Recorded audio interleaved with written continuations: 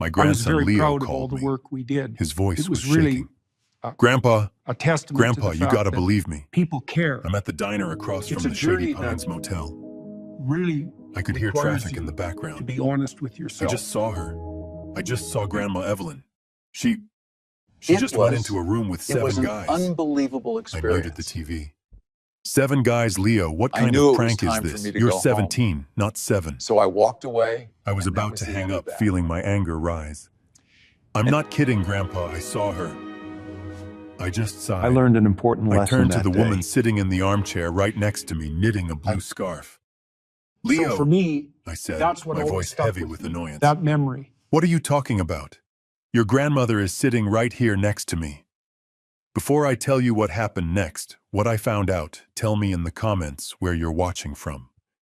If you've ever felt like you were the last person to know the truth in your own home, hit that like button and subscribe. I hung up the phone. I didn't even say goodbye. Shady Pines Motel. 7 men. What absolute nonsense. I let out a heavy sigh, trying to rub the tension from my temples. 70 years old, and this is what I get. Crank calls from my own grandson, but as I stared at the blank television screen, a cold feeling started to creep up my spine. Leo wasn't that kind of kid. He wasn't a liar. He wasn't prone to flights of fancy. He was a good kid, quiet, smart. He always noticed things. My annoyance started to curdle into something else. Confusion. A deep, unsettling doubt. I turned back to the armchair. Evelyn. I started ready to laugh this whole thing off with her. You won't believe what Leo just said. But she didn't look up from her knitting. The needles were clicking at a furious pace. Evelyn, I said a little louder. She finally stopped, but she didn't look at me. She looked at the clock on the mantelpiece. Oh goodness, look at the time, she said. Her voice sounded different. A little higher, a little faster than usual. That was my book club calling just before Leo did. I completely forgot. I have to go, I'm presenting tonight. She stood up quickly, grabbing her purse from the floor. But don't you worry, Gregory, she said, patting my shoulder as she walked past. Marlene will be here any minute. She's bringing over that lasagna you like. I just sat there frozen. Did she say? Marlene was coming over. Marlene was her identical twin sister. They looked so alike that even I had trouble telling them apart from a distance. But up close, after 45 years of marriage, I knew my wife's scent. I knew the specific way her eyes crinkled when she smiled. I knew the soft, familiar rasp in her voice. And the woman who just walked out the door. Her voice was higher. She smelled faintly of a different perfume, something floral, not Evelyn's usual lavender. My blood ran cold. I stood up and walked to the front door, yanking it open. She was already getting into her car. Marlene, I yelled. The woman froze, one foot in the car. She turned around slowly. Her face, usually so cheerful, was pale with shock. Gregory, she stammered. I thought you knew. Evelyn asked me to sit with you. She said you weren't feeling well, that you were confused lately. Confused. That word hit me like a slap. I wasn't confused. I was being played. I looked at Marlene, my sister-in-law, the woman I had just spent 2 hours with, believing she was my wife, and she had let me believe it. Where is she, Marlene? I demanded, my voice low and shaking. Where is my wife? Marlene looked terrified. I don't know, Greg, I swear. She just called me this afternoon, frantic. She said she had an emergency. She begged me to come over and keep you company, to just pretend to be her if you got fuzzy. Fuzzy. They thought I was losing my mind. My wife, my real wife, Evelyn, wasn't at her book club. She wasn't at her pottery class. She was missing. My mind flashed back to Leo's words, the panic in his voice. I just saw Grandma. Shady Pines Motel. 7 guys. It was true. It had to be. I stumbled back inside and sat down hard on the hallway bench. I am Gregory Foster. I am 70 years old. I built Foster Holdings from the ground up, a $15 million construction empire that changed the skyline of this city. I raised a son, Brian, who I trusted with everything, who I made vice president. I loved a wife, Evelyn, for 45 years. And in the span of 5 minutes, I realized I was sitting in my own living room, a millionaire in the house I built, and I didn't know where my wife was.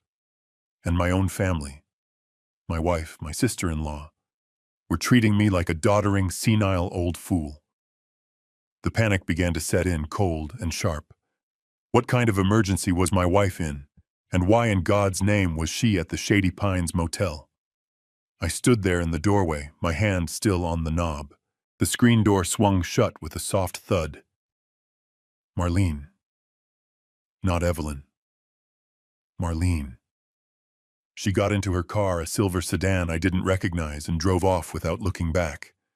I walked back inside. The house was suddenly terribly silent. The only sound was the ticking clock on the mantelpiece, the one Evelyn and I had bought in Vermont on our 25th anniversary.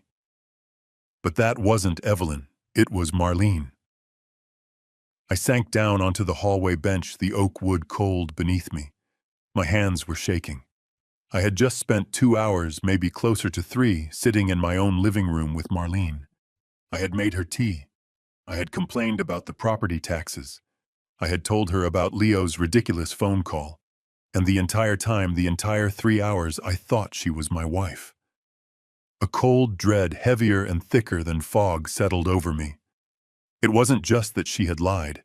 It was that I hadn't noticed. 45 years. 45 years I had woken up next to Evelyn. I knew the tiny scar on her left temple from when she fell off a bicycle in 1982.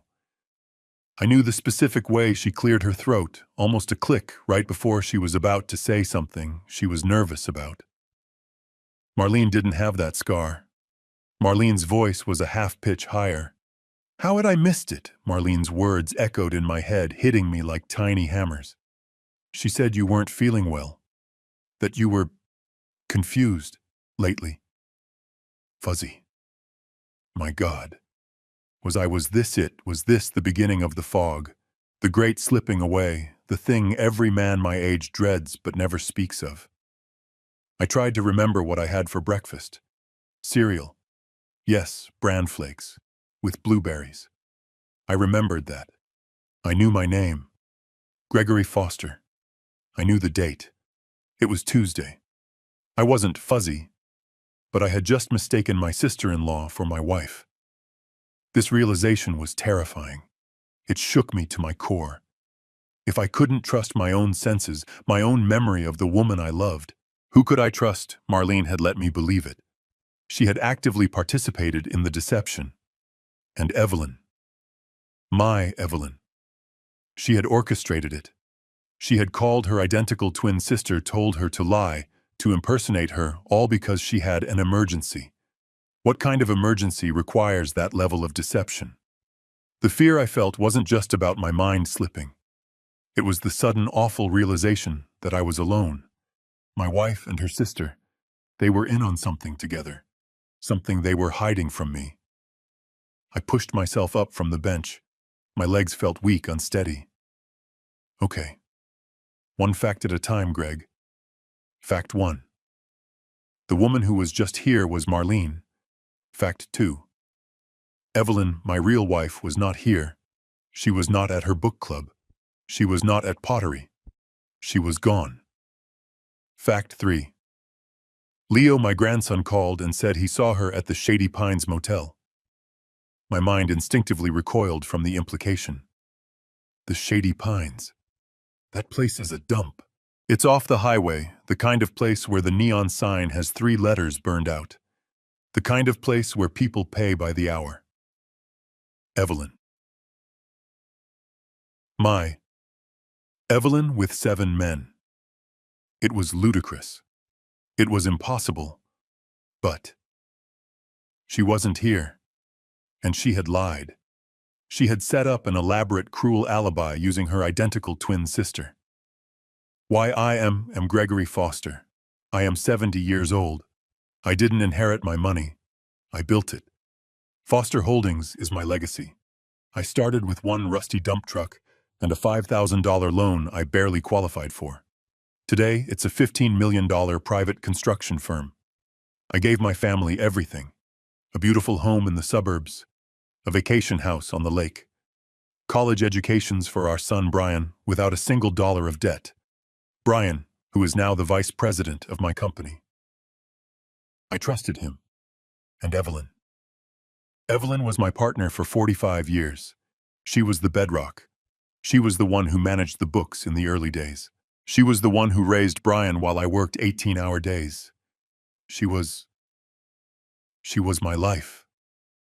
This wasn't supposed to happen. We were supposed to be in our golden years. We were supposed to be taking that cruise to Alaska we talked about. We were supposed to be enjoying our grandson. But instead, I'm standing in my empty house realizing my wife is missing, and my grandson just spotted her at a no-tell motel. What kind of emergency happens at the Shady Pines, and why? Why 7 men? My mind went to dark places. Was she in trouble? Was she being blackmailed, kidnapped, or was it something else, something worse, something voluntary?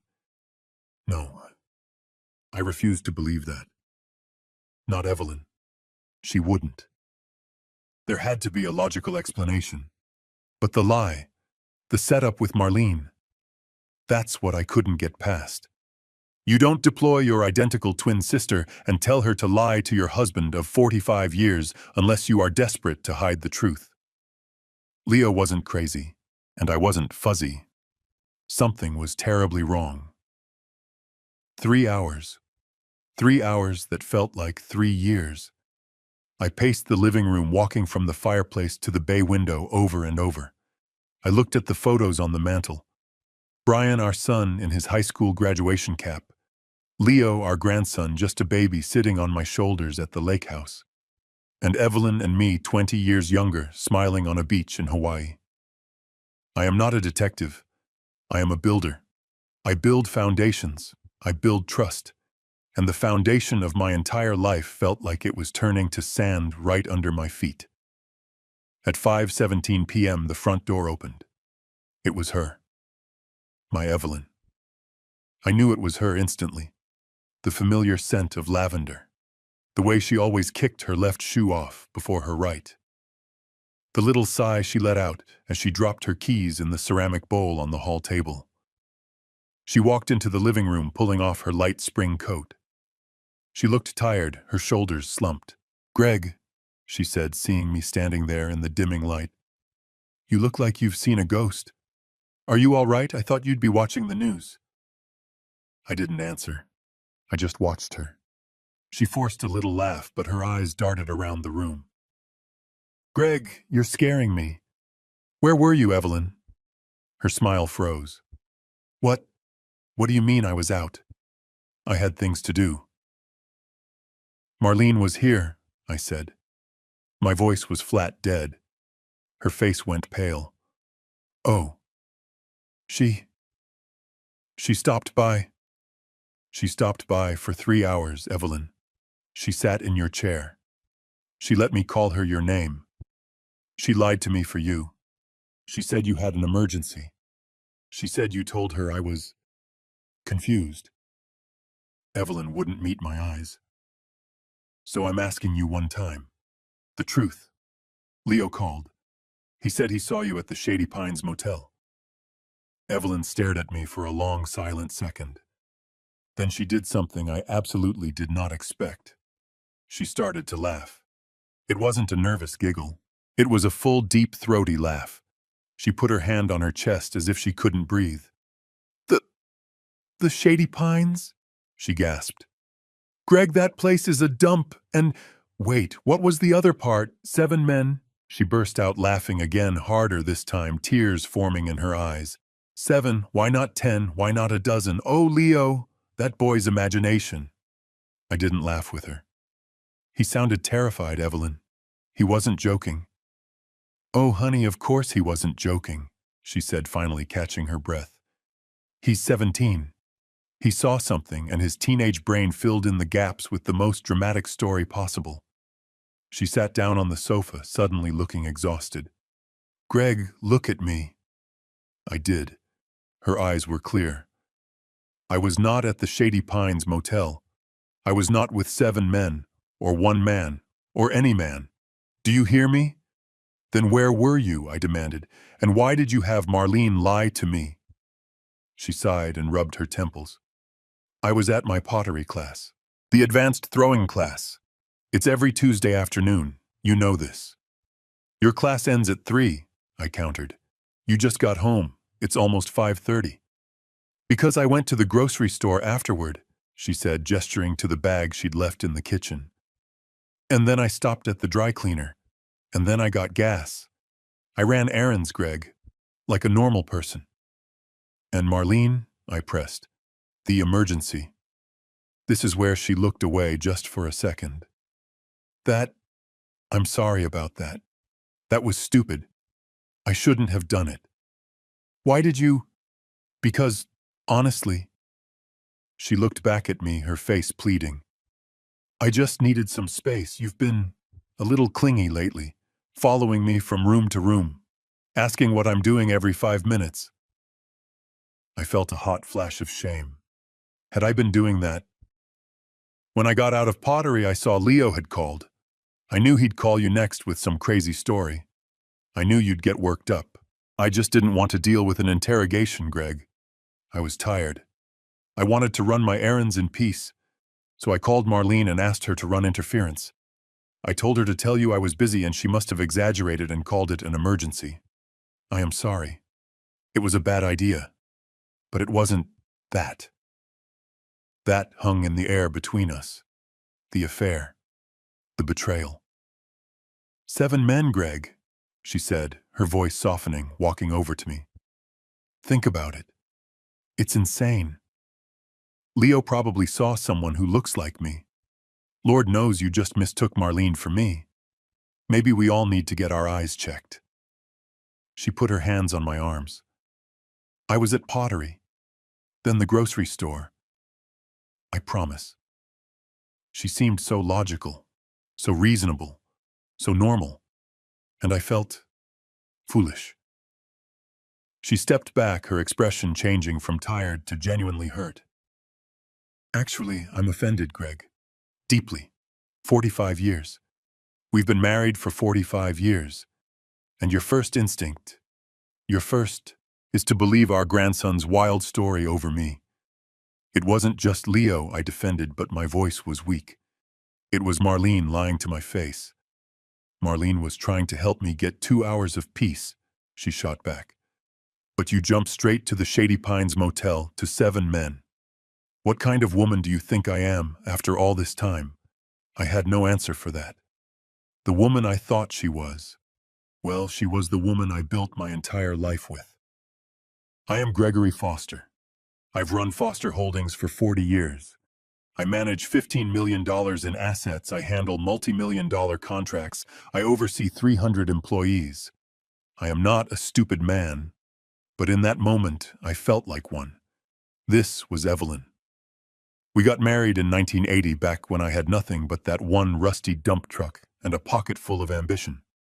She was the one who believed in me when no one else did. She kept the books in a spiral notebook. She answered the phone in our tiny apartment. She raised our son Brian while I worked myself into the ground. She had never lied to me. Not about anything important.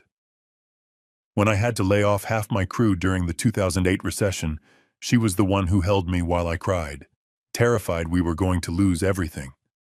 When Brian got his MBA, we were so proud. I made him vice president of the company. He was my heir, our legacy. And Leo was our joy, the son of our son. This was the family we built, solid, strong, like a foundation I'd poured myself. And I was accusing the matriarch of that family, my partner of 45 years, of what a sordid, cheap afternoon rendezvous. It didn't make sense. Her explanation that she was tired, that I was being clingy, that Leo was mistaken, and that she made a bad call with Marlene was infinitely more believable. Evelyn, I started, my voice soft. No, she said, holding up a hand. I need to know. Do you really believe I would do that after everything we've been through? I looked at her. Her eyes were flashing with genuine anger. Her face was flushed. This wasn't an act. This was a woman who felt deeply wronged. And I was the one who had wronged her. I felt the shame creep up my neck. I was the fool. I was the one who couldn't tell two identical sisters apart. I was the one who let a 17-year-old's fantasy get into my head. I was being a doddering old man. I'm sorry, I said, and the words tasted like ash. Evie, I am so sorry. You're right. It was ridiculous of me. I haven't been myself lately. Her expression softened instantly. The anger drained away, replaced by concern. She came over and gave me a hug. It's okay, Greg, she murmured into my shoulder. I know it's been hard. We're getting older. Things get confusing. There was that word again. Confusing. I shouldn't have had Marlene lie. That was my fault. It was a stupid, silly thing to do, and it won't happen again. Okay. Okay, I said, hugging her back, feeling the familiar comfort of her. We stood there for a long time. She finally pulled away and went to the kitchen to put away the groceries, chattering about the ridiculous price of milk, about how Marlene was driving her crazy with wedding plans for her daughter. Everything was normal again. But as I sat back down in my armchair, I watched her. She was moving around the kitchen, her back to me. Everything was normal. So why did I still feel sick to my stomach? Why did my gut feeling, the one that had guided me through 40 years of tough business deals, scream at me that I had just swallowed the biggest lie of my life? I had apologized. I had accepted her story. But the seed of doubt was planted, and I suddenly desperately needed to know what really went on at that pottery class. I tried to let it go. I really did. I wanted to believe her. I needed to believe her. 45 years. You do not throw away 45 years of trust because of one bizarre afternoon. So I said, okay. I kissed her goodnight. I went to bed. But I did not sleep. How could I? My mind kept replaying the scene. Leo's voice shaking. 7 guys. Marlene's face pale with shock. Confused, fuzzy, and Evelyn's laugh. That laugh. It was just a little too loud, a little too long, a little too practiced.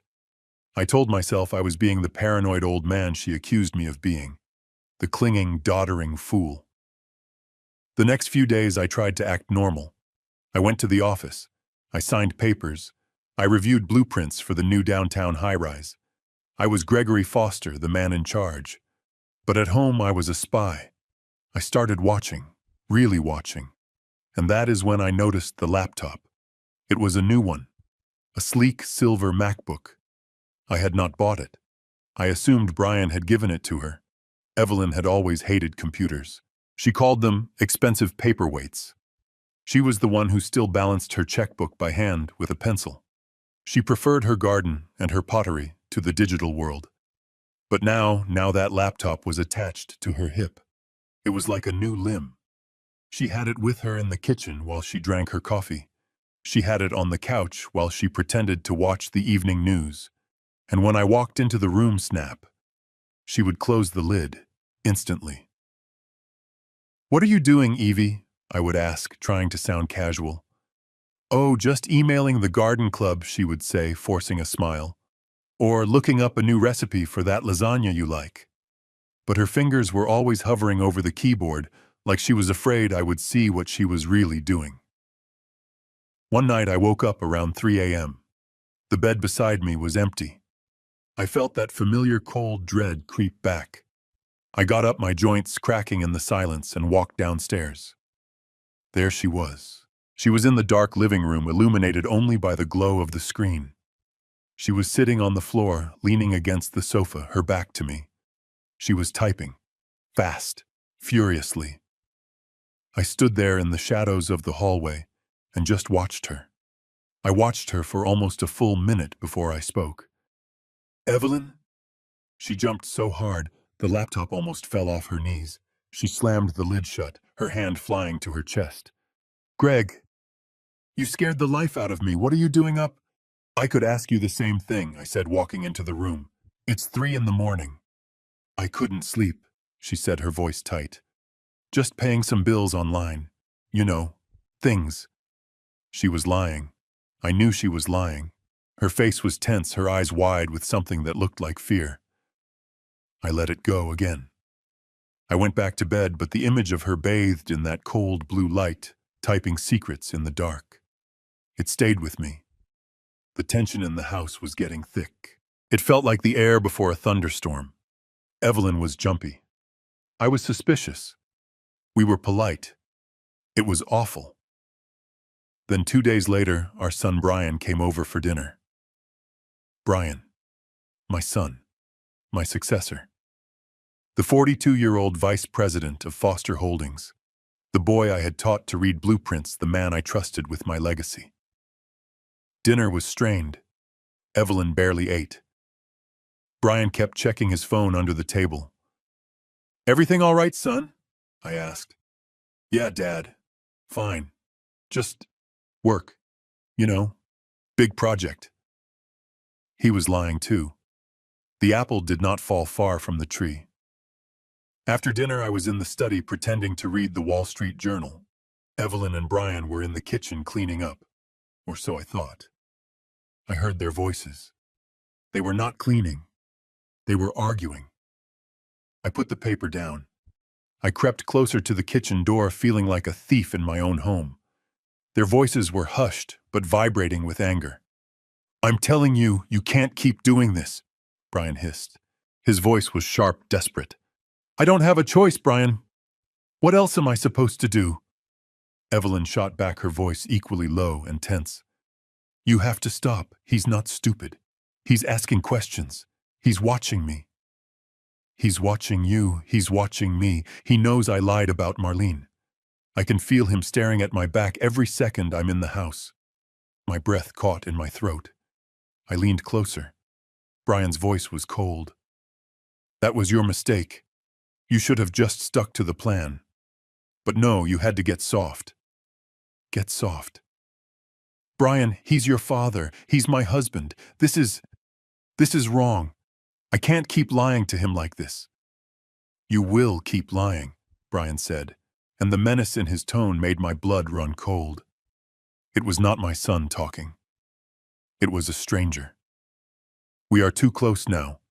You just need to hold it together for a little while longer. But he's starting to suspect. I know he is.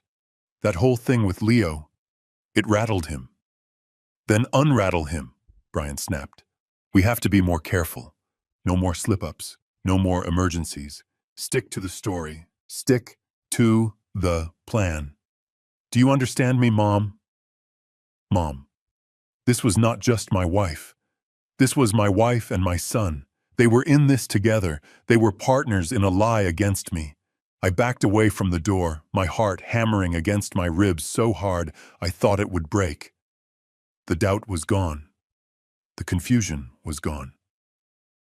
My gut feeling had been right all along. The woman I loved and the son I had raised. They were conspiring against me. But why?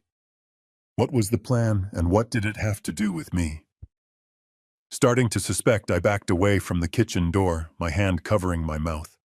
I stumbled back into the darkness of my study and collapsed into my leather chair. I could not breathe. The sounds from the kitchen faded, replaced by the pounding of blood in my ears. Stick to the plan. He's starting to suspect. It was not just Evelyn. It was Brian. Brian. My son. The boy I taught to ride a bicycle on this very street. The kid I took to construction sites on Saturday mornings, letting him wear a small yellow hard hat. The man I had proudly named vice president of Foster Holdings. My legacy. I did not build that company for me. I built it for him. I built that $15 million empire so he would never have to struggle the way I did. I started with one rusty dump truck and a $5,000 loan. I gave him the world, and he was in my kitchen hissing at his mother. We have to be more careful. I thought back over the last year, all the times he had stopped by my office. Dad, don't worry about these contracts, I'll handle it. Dad, you look tired, why don't you take a long vacation? Dad, I can handle the quarterly reports, you just go play golf. I had seen it as a son's devotion, a son eager to take the burden off his aging father's shoulders. I was a fool, an absolute blind fool. He wasn't taking the burden. He was the burden. He and Evelyn, my wife, the two people on this planet I trusted without question, were a team. And I was the target. I was the obstacle. My own family, my wife, my son. What was this plan that was so important? What were they hiding that was so terrible, and why, dear God, why were they working together against me? I sat there in the dark for an hour. I heard the kitchen cleanup finish. I heard Brian's car start and drive away. I heard the soft footsteps of my wife climbing the stairs to our bedroom. The house was finally still. I waited. I counted to 500. Then I moved. I crept downstairs. The silver laptop was on the dining room table. She had been so jumpy about it, so protective. But the argument with Brian must have rattled her. She had forgotten it. My hands were shaking. I am not a man who snoops. I am a man who builds. I build on foundations of trust. But they had taken a sledgehammer to my foundation. I opened the lid. The screen lit up this dark room. It was asleep, not shut down. She hadn't logged out. My heart hammered against my ribs. I did not know what I was looking for. Bank statements, secret emails. I clicked on her document folder, and there it was. The name on the folder hit me like a physical blow. Plan B. Stick to the plan, Brian had said. This was it. I clicked it. A password box popped up. Enter password. Of course. She was not that careless. I felt a surge of white-hot frustration. I was locked out. I sat back defeated. But then I saw it. The icon for the internet browser. It was still open. Just one tab. I moved the mouse and clicked. The screen filled with her search history. I leaned in close, my eyes scanning the words. My blood turned to ice. It was not recipes for lasagna. It was not the garden club. Search. How to get medical power of attorney for elderly parent.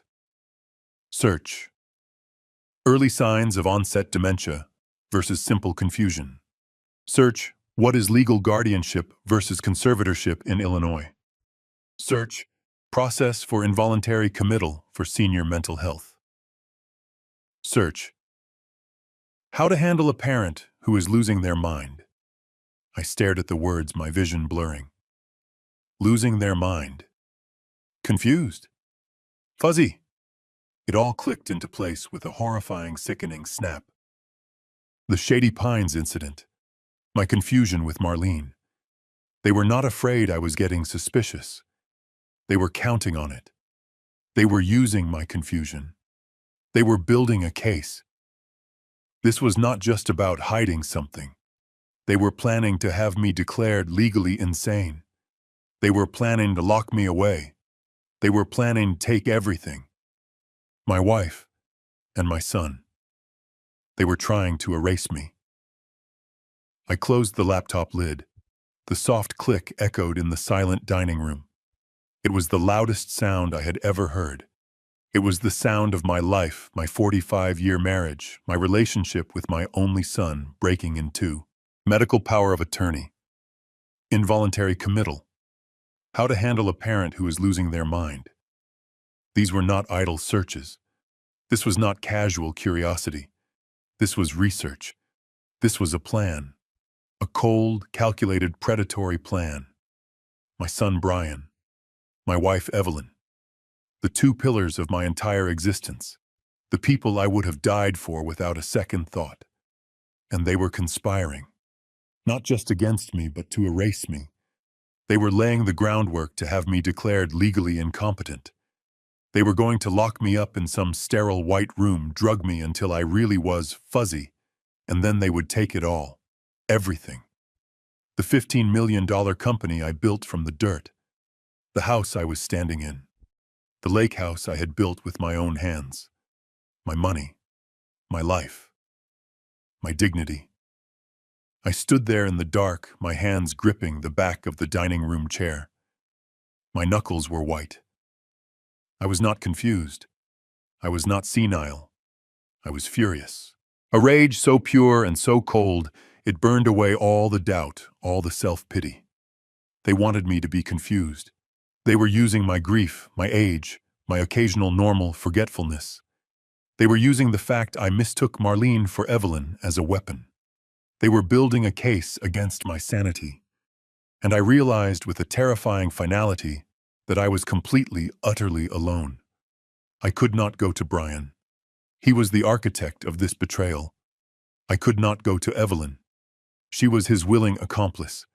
She was the one who had lied to my face, the one who had let her own sister impersonate her, the one who had co-signed this execution. Who could I go to? My doctor? For all I knew, they had already been to him planting seeds, telling him I was slipping. My corporate lawyers, Brian, knew all of them. He was the vice president. He would charm them just as he had charmed me. No. I was a 70-year-old man, trapped inside my own life, and the hunters were my own blood. They thought I was weak. They thought I was finished. They called me a doddering old fool in their private jokes, I was sure of it. But I had one advantage. Just one. They thought I was a doddering old fool. They thought I was fuzzy. They did not know I had seen the laptop. They did not know I had seen the search history. They did not know that I knew about Plan B. I made a decision right there in the silence of my dark house. I would not confront them. I would not yell. I would not give them the satisfaction of knowing they had rattled me. No. I would play their game. I would become the confused, harmless old man they wanted me to be. And while I played the part of the fading patriarch, I would gather my own weapons. I would find my own truth. I would not be erased. I would not be committed. I am Gregory Foster. I built an empire from nothing. I did not get here by being stupid, and I would not let my life's work be stolen by the very people I built it for. I needed help. Not family. Not friends. I needed a professional. I needed someone who was loyal only to my checkbook. Someone who did not know Brian as my golden boy son or Evelyn as my devoted wife. I needed someone who saw only facts. I went back upstairs, moving silently. I went into my study and closed the door. In the back of my old roll-top desk, beneath a pile of expired passports and old tax returns, was my old address book. I flipped through the pages. H. Harrison. Mr. Harrison. He was a private investigator. A PI, the best in Chicago. I had used him almost 12 years ago for a delicate corporate matter. We suspected a senior executive of selling proprietary blueprints to a competitor.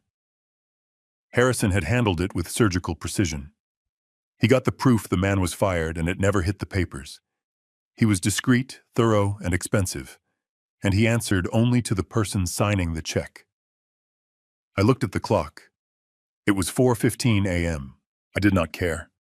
I dialed his cell number. He picked up on the second ring, his voice wide awake, gravelly. Harrison? Mr. Harrison, this is Gregory Foster, from Foster Holdings. We worked together back in 2013. There was a pause. I remember you, Mr. Foster, the executive with the blueprints. This is a late call, or an early one. It's an urgent one, I said, keeping my voice low. I need your services again, but this is not corporate. This is personal, and it requires absolute total discretion. No one can know you are working for me. Not my company, not my family, no one. Personal is my specialty, Mr. Foster, he said. What's the situation? I took a deep breath. Saying it out loud made it real. I need you to investigate my wife, Evelyn Foster, and my son, Brian Foster. Harrison did not miss a beat. No surprise. No judgment. Go on. I have reason to believe they are conspiring against me. I think they are trying to gain control of my assets. I stopped realizing how it sounded. The classic paranoid fantasy of a rich old man. I know how that sounds, Harrison, I said quickly. I know I sound like a paranoid old fool. Mr. Foster, he interrupted, his voice calm. In my line of work, the paranoid old fools are right about 99% of the time. What are they doing? I told him everything. I told him about Leo's bizarre phone call, the Shady Pines Motel, the 7 men. I told him about Evelyn's laugh, her excuse about the pottery class. I told him about Marlene, the identical twin, and the lie.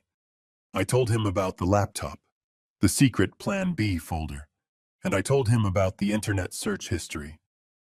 Medical power of attorney, involuntary committal, dementia. Harrison was silent for a moment. They're building a narrative, he said finally. They're documenting your confusion. The incident with your sister-in-law, they'll use that. They'll twist Leo's call. They'll say you're having delusions. Exactly, I said, relieved that he saw it, that I was not crazy. They think I'm losing my mind, but I'm not. I need proof, Harrison. I need to know why. Why are they doing this? What is Evelyn hiding about that motel? What is Brian's role in this? What is Plan B? You need the truth, he said. I need the truth, I confirmed. I need leverage. I need to know what I'm fighting before they strike. All right, Harrison said. It's standard procedure. I'll put surveillance on both of them all, full-time. GPS trackers on both their vehicles. I'll check their financials, see if there are any new bank accounts, any large withdrawals. And I'll find out exactly what happened at the Shady Pines Motel. I have an associate who owes me a favor at the front desk there. How much? I asked. $20,000 retainer. I'll need it in cash by 9 a.m. I'll have it, I said without hesitation. Mr. Foster, one more thing. From now on, you are the confused, gentle old man. You are fuzzy. Do you understand? You do not confront them. You do not ask questions. You do not let them know you suspect anything. You are exactly the harmless fool they think you are. Let them get comfortable. Let them get sloppy. I can do that, I said, feeling the cold anger solidifying into a plan. Good, because sloppy people leave trails, and I am very, very good at following trails. I hung up the phone. I looked at the dark room at the laptop. They wanted a confused old man. Fine. That is exactly what they were going to get. Mr. Harrison, I said, my voice quiet in the pre-dawn stillness of my study. I need you to understand something. I am not a man who was given anything. Everything I have, I built. Foster Holdings. I gestured out the window toward the city that was still dark, a skyline I had helped to shape. I started with nothing. 40 years ago, I had one dump truck and a mountain of debt. My wife, Evelyn, she kept the books at our kitchen table. I poured concrete in the freezing cold. I worked 20-hour days. I missed birthdays. I missed anniversaries. I did all of that. For him. For Brian. I paused, the name tasting like poison in my mouth. He was my only son, Harrison. My legacy. I gave him the education I never had. I sent him to the best schools. I wanted him to be better than me. I wanted him to have the easy path I never had. I looked at Harrison. He was just listening, his face impassive. That is what I was paying him for. No judgment, just facts. When he graduated with his MBA, I was the proudest father in the world. I brought him into the company. I taught him everything. How to read a blueprint. How to negotiate a contract. How to manage a crew. I trusted him. I trusted him. I had to stop. The emotion was choking me. 2 years ago, I made him vice president. I gave him control of the daily operations, the financials, the contracts. I handed him the keys to my kingdom. I handed him my life's work. I was preparing to retire. I was ready to hand him the crown. I laughed a dry, bitter sound. And he and his mother, they were planning to declare me incompetent. I paced the room. I gave him everything. Access to every account. My trust. My name. And he used it. He used it to plot against me. All those times he told me, "Dad, you look tired. Let me handle this." I thought it was devotion. I thought it was a son taking care of his old man. I slammed my fist on the desk. It was condescension. It was a coup. He was treating me like a fool. He was stealing from me right under my nose, and I was thanking him for it. I looked at Harrison, feeling the hot shame. He thinks I'm senile. He thinks I'm fuzzy. And I acted the part. I was so busy being the proud father, so blinded by the legacy I thought I was building, that I could not see the snake in my own house. I was a fool, Harrison. A blind, trusting, stupid old fool. I am not that man anymore. Not after last night. They think I'm weak. They think I'm finished. They think I'm just some old man they can put in a home. They are about to find out how wrong they are. I did not build a $15 million company by being fuzzy. I built it by being smarter and tougher than everyone else in the room. And I am not going to lose it. Not to them. I need you to find out everything. I need to know why. I need to know what they are hiding. Because my son and my wife, they are about to learn what happens when you try to bury Gregory Foster. Harrison was fast. By noon that same day, he called me on a secure line, a burner phone he had messengered to my office. "It's done," he said. "Trackers are active on both vehicles. Your wife's SUV and your son's sedan.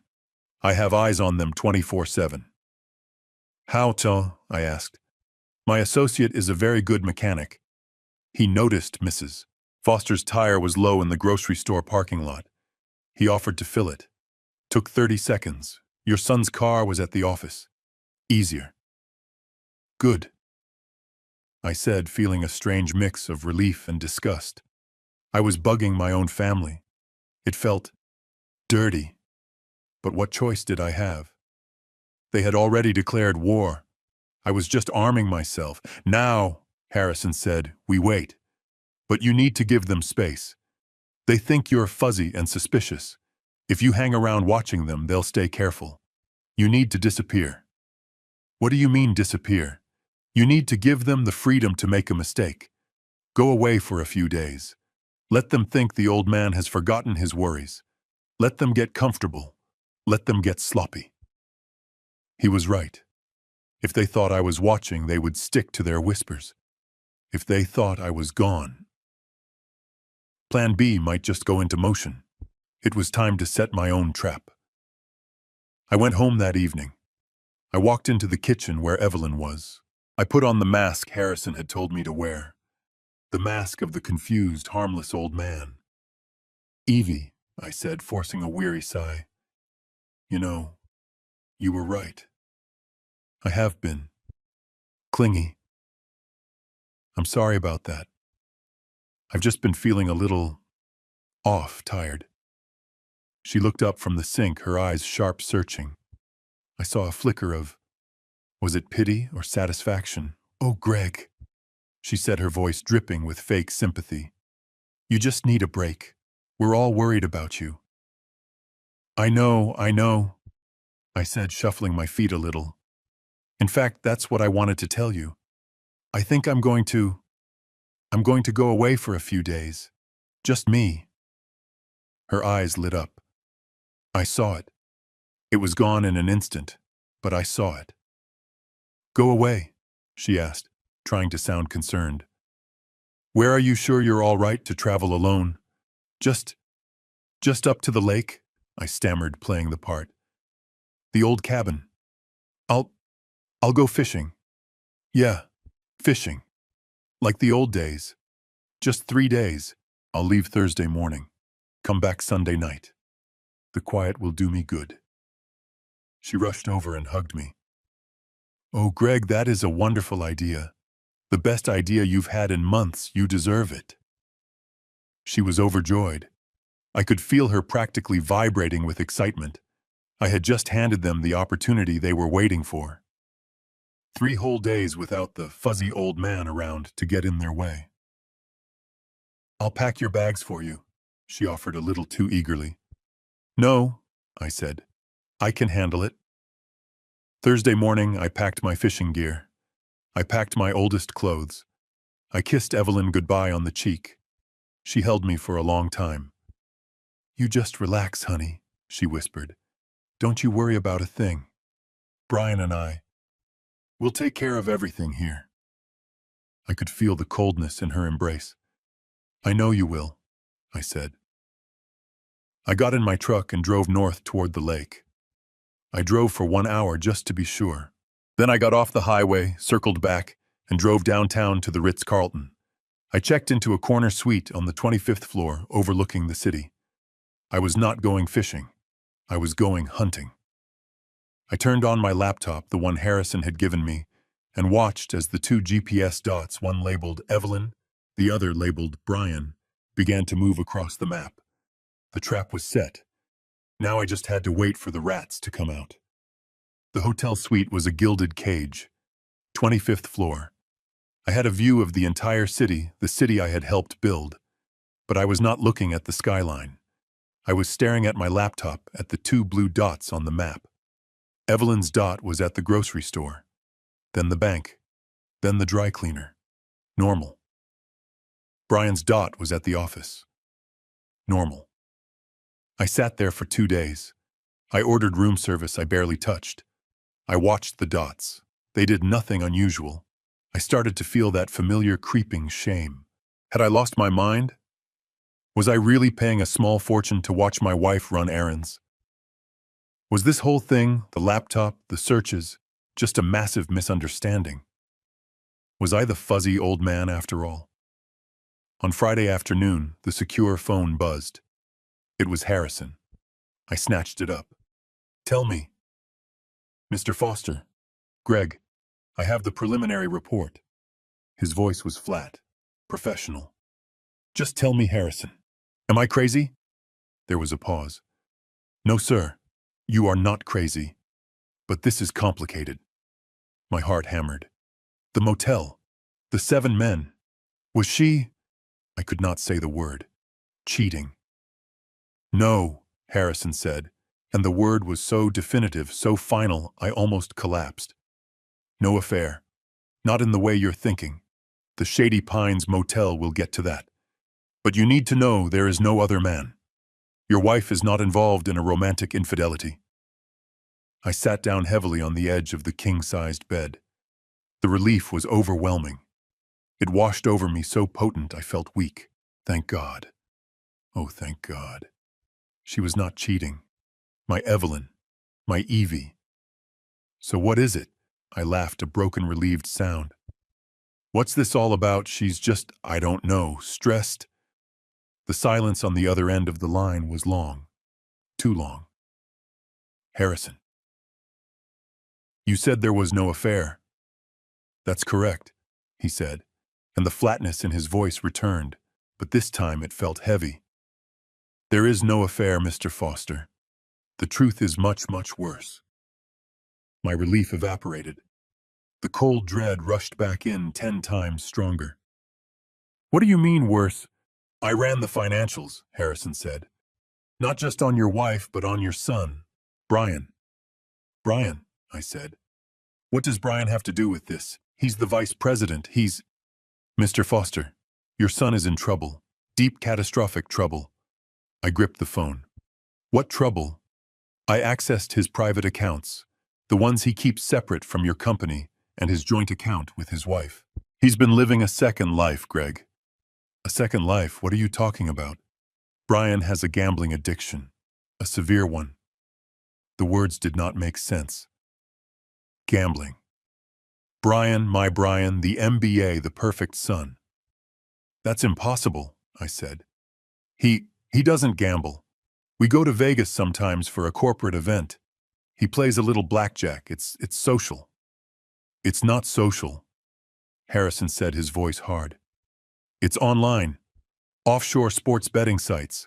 High-stakes virtual poker rooms. He's been wiring money to accounts in Costa Rica and Macau. We're talking massive amounts. Hundreds of thousands of dollars.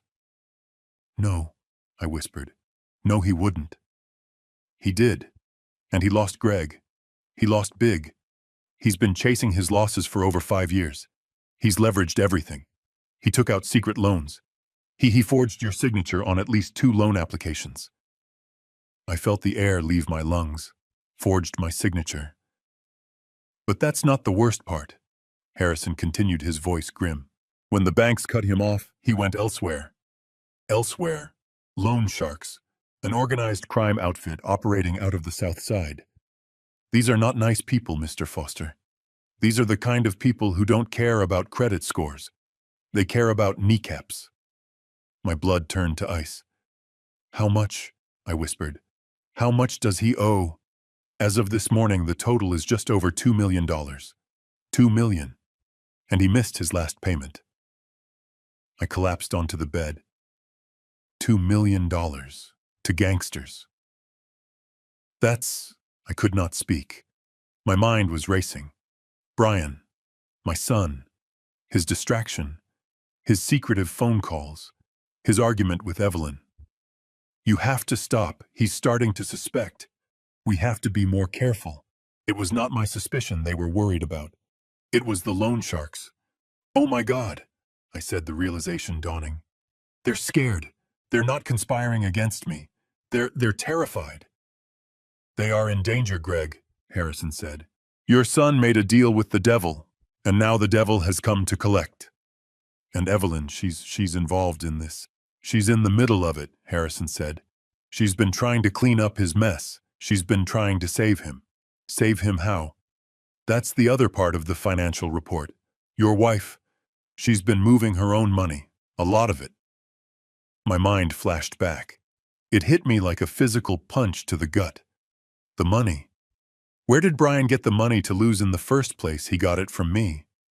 I thought about the last 5 years, the endless projects. Dad, I've got a fantastic investment opportunity. A small tech startup. Need $50,000 to get in on the ground floor. And I had written the check. Dad, the permitting on the new development is stalled. We need to grease the wheels with some consultants. Just $100,000. I'll handle it. And I had written the check. Dad, I'm facing a cash flow crunch on the Riverside project. Just a temporary loan. $200,000. Check, check, check. I had been his bank. I had been his mark. It was not investment. It was not greasing wheels. It was gambling debt. Every dollar I gave him, he had thrown into a digital fire chasing a high. I had personally blindly funded my son's descent into hell. I thought he was ambitious. I thought he was my heir, my successor, driven just like I was. He was just an addict, and I was his enabler. Mr. Foster, are you still there? Harrison's voice pulled me back. I'm here. I managed to say, my voice thick. I gave him the money. All this time, I thought it was for the business. He's good at lying, Harrison said. Addicts are. But he's not just lying to you, Greg. Your wife, she's been lying too, but for a different reason. What do you mean? I asked. Your wife, Evelyn, you said she was acting strange. The laptop, the secrets. You were right. She's been hiding something. The affair, I said, but my voice was hollow. No, this. 6 weeks ago, Brian must have told her the truth. Or more likely, the loan sharks found her. They threatened her. They threatened Brian. My heart stopped. What did she do? I checked her personal accounts. The ones only in her name. The inheritance she got from her aunt. Her personal retirement savings. The money she kept separate all these years. What about it? It's gone, Harrison said. All of it. She liquidated everything. Stocks, bonds, CDs, everything. How much? Just over $500,000. $500,000. That was her money, her safety net. The money I told her to keep separate from me just in case. Where did it go, Harrison? She made a cash withdrawal 3 weeks ago, the full amount. She met 2 men in a parking garage in a bad part of town. My surveillance team got photos. It was a payoff, Greg. She was trying to buy them off. She was trying to save your son's life with her own. I saw it all clearly now. The lies, the secrets, the hushed argument. I can't keep doing this, she had cried at Brian. She was not talking about lying to me. She was talking about paying off gangsters, the laptop, the 3 a.m. searches. It was not plan B to commit me. It was her trying to find a way out. She was probably searching for bankruptcy lawyers. She was looking up. My mind went back to the start. But the motel, I stammered. The Shady Pines. Leo saw her, with 7 men. I heard Harrison sigh on the other end of the line. That's where she went after she realized the 500,000 was not enough. After she realized they would not stop. What was it? It's a meeting, Greg. A support group. A support group at that place. It's a chapter of Gamanon, Gamblers Anonymous. Specifically a support group for the families of addicts. They meet there because it's cheap, it's anonymous, and no one would ever look for them there. It's discreet. And the 7 men? They were not all men, Harrison said. My associate checked the motel's security feed. It was a group of 8 people. 4 men, 4 women. All of them in their 60s and 70s. They looked broken. They were crying. They were hugging. They were parents, Greg. Just like you. Parents whose kids were in the same kind of trouble. My Evelyn. She was not a monster. She was not a cheater. She was a terrified mother bankrupted trying to save her son and collapsing in a support group at a cheap motel because she had no one else to turn to. And I had accused her. I had mistrusted her. The real villain, the real monster, was my son. Brian. My mind was reeling. $2 million to loan sharks. But where did he get the seed money? Where did it all start? A man does not just wake up $2 million in debt. It starts small, and then I knew. It started with me. My stomach clenched. I thought back over the last 5 years.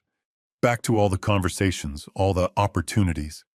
Dad, I've got a fantastic investment opportunity, he had said maybe 3-4 years ago. He was so excited, his eyes bright. It's a small tech startup. They're developing some new logistics software. I need $50,000 to get in on the ground floor. It's a sure thing. And I had written the check. I was so proud. I thought, he has the hunger. He sees the angles. Just like I did. Then maybe a year later. Dad, the permitting on the new downtown development is stalled. You know how City Hall is. We just need to grease the wheels with some private consultants.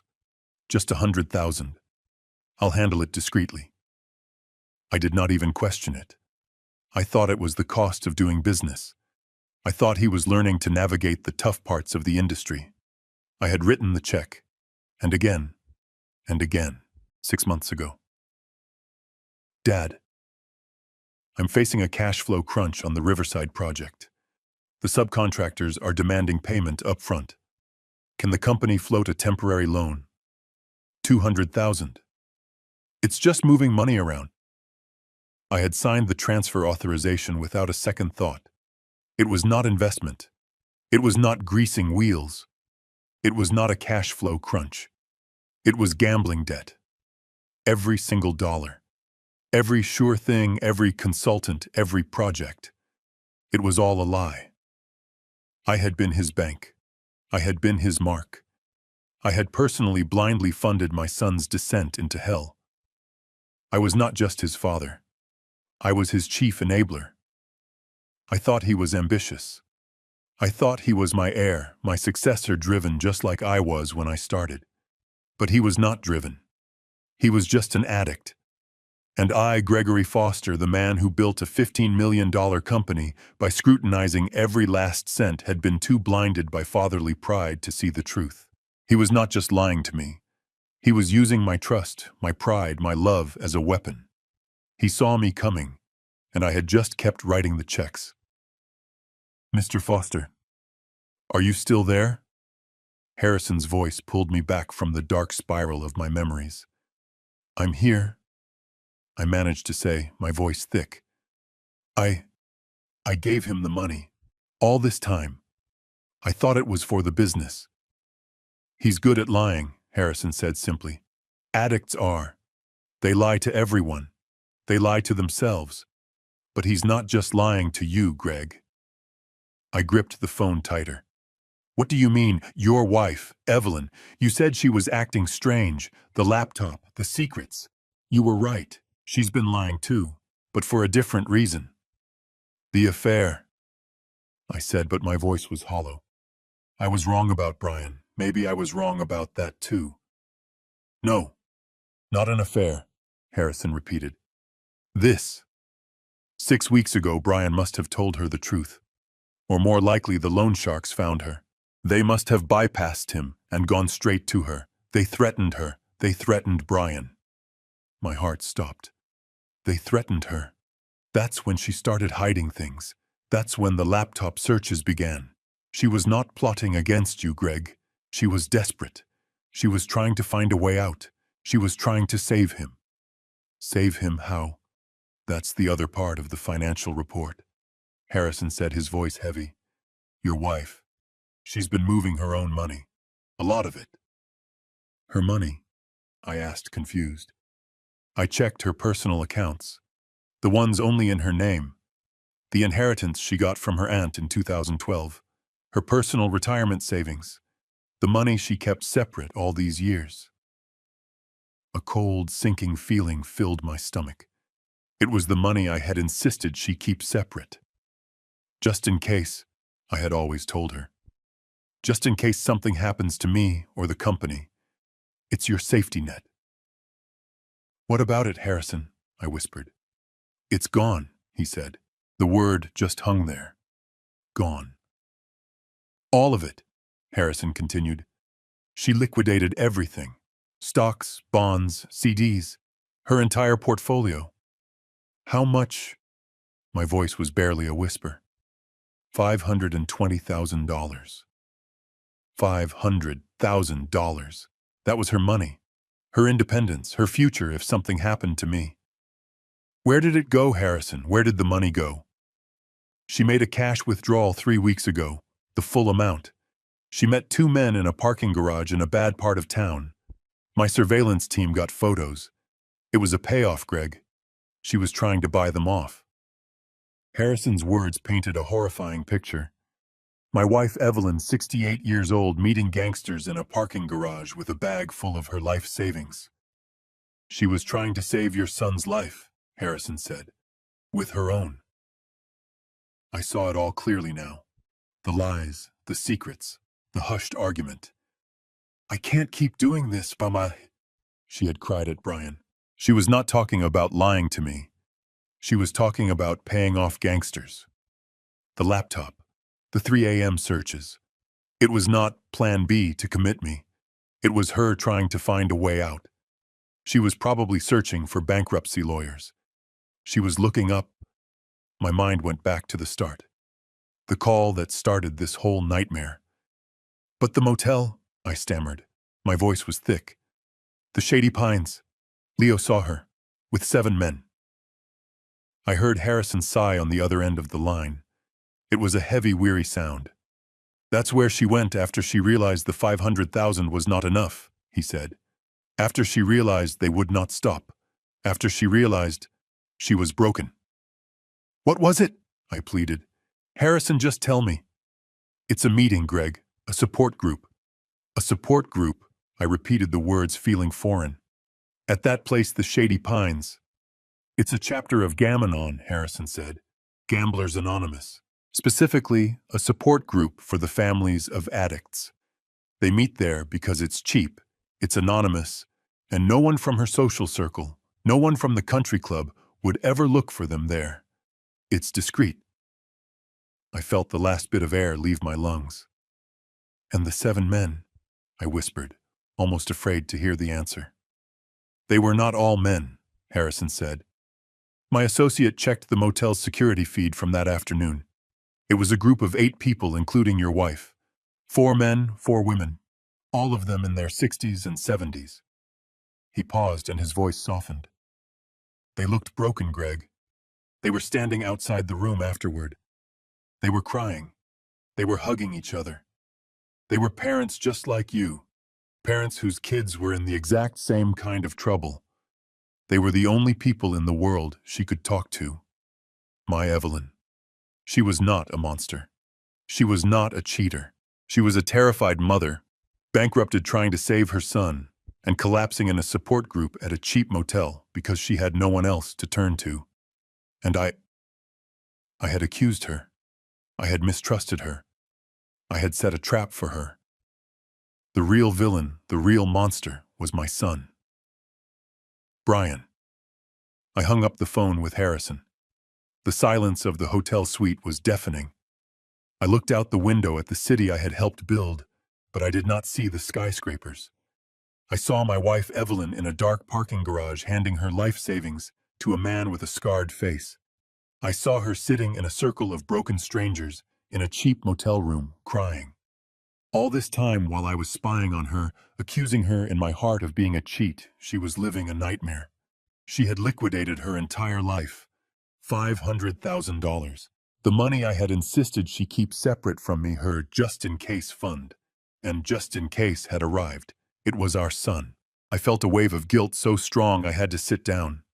I had set traps for her. I had treated her like a criminal. But the anger was still there. It just had a new target. Brian. And Evelyn. She still lied to me. She looked me right in the eyes and laughed about the 7 men. She let me believe I was the one who was crazy. She did not trust me. She chose to protect him, the addict who was destroying us, over me, her husband of 45 years. She chose to suffer alone. I packed my bag. The fishing gear in the corner felt like a joke. I checked out of the Ritz-Carlton, got in my truck, and drove home. I parked in the driveway. I grabbed my fishing rods from the truck bed. I put on the mask. The fuzzy, harmless old fisherman home from his trip. I walked inside. She was in the kitchen. She looked smaller, frail. "Greg," she said, forcing a bright smile.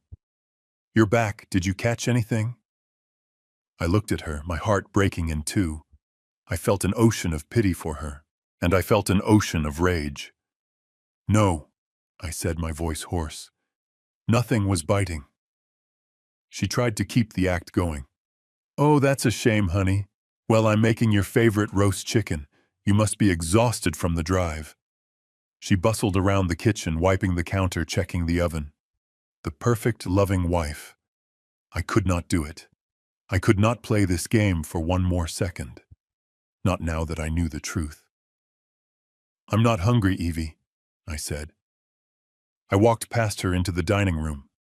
I dropped my fishing bag on the floor with a heavy thud. "Greg," she said, her voice faltering. "What's wrong? You look pale.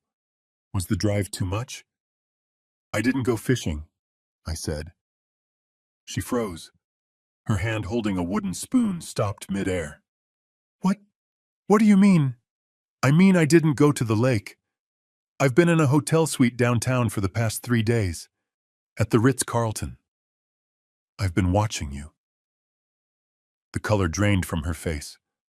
"Watching? Me, Greg, that's crazy." "Why would you do that?" "Because I'm fuzzy," I said, throwing her word back at her. "Because I'm confused. Because my grandson called with a wild story about the Shady Pines Motel, and my wife laughed in my face and told me a lie about a pottery class." "I told you," she stammered, her hands starting to tremble. "I went to the store. I ran errands." "Stop," I said.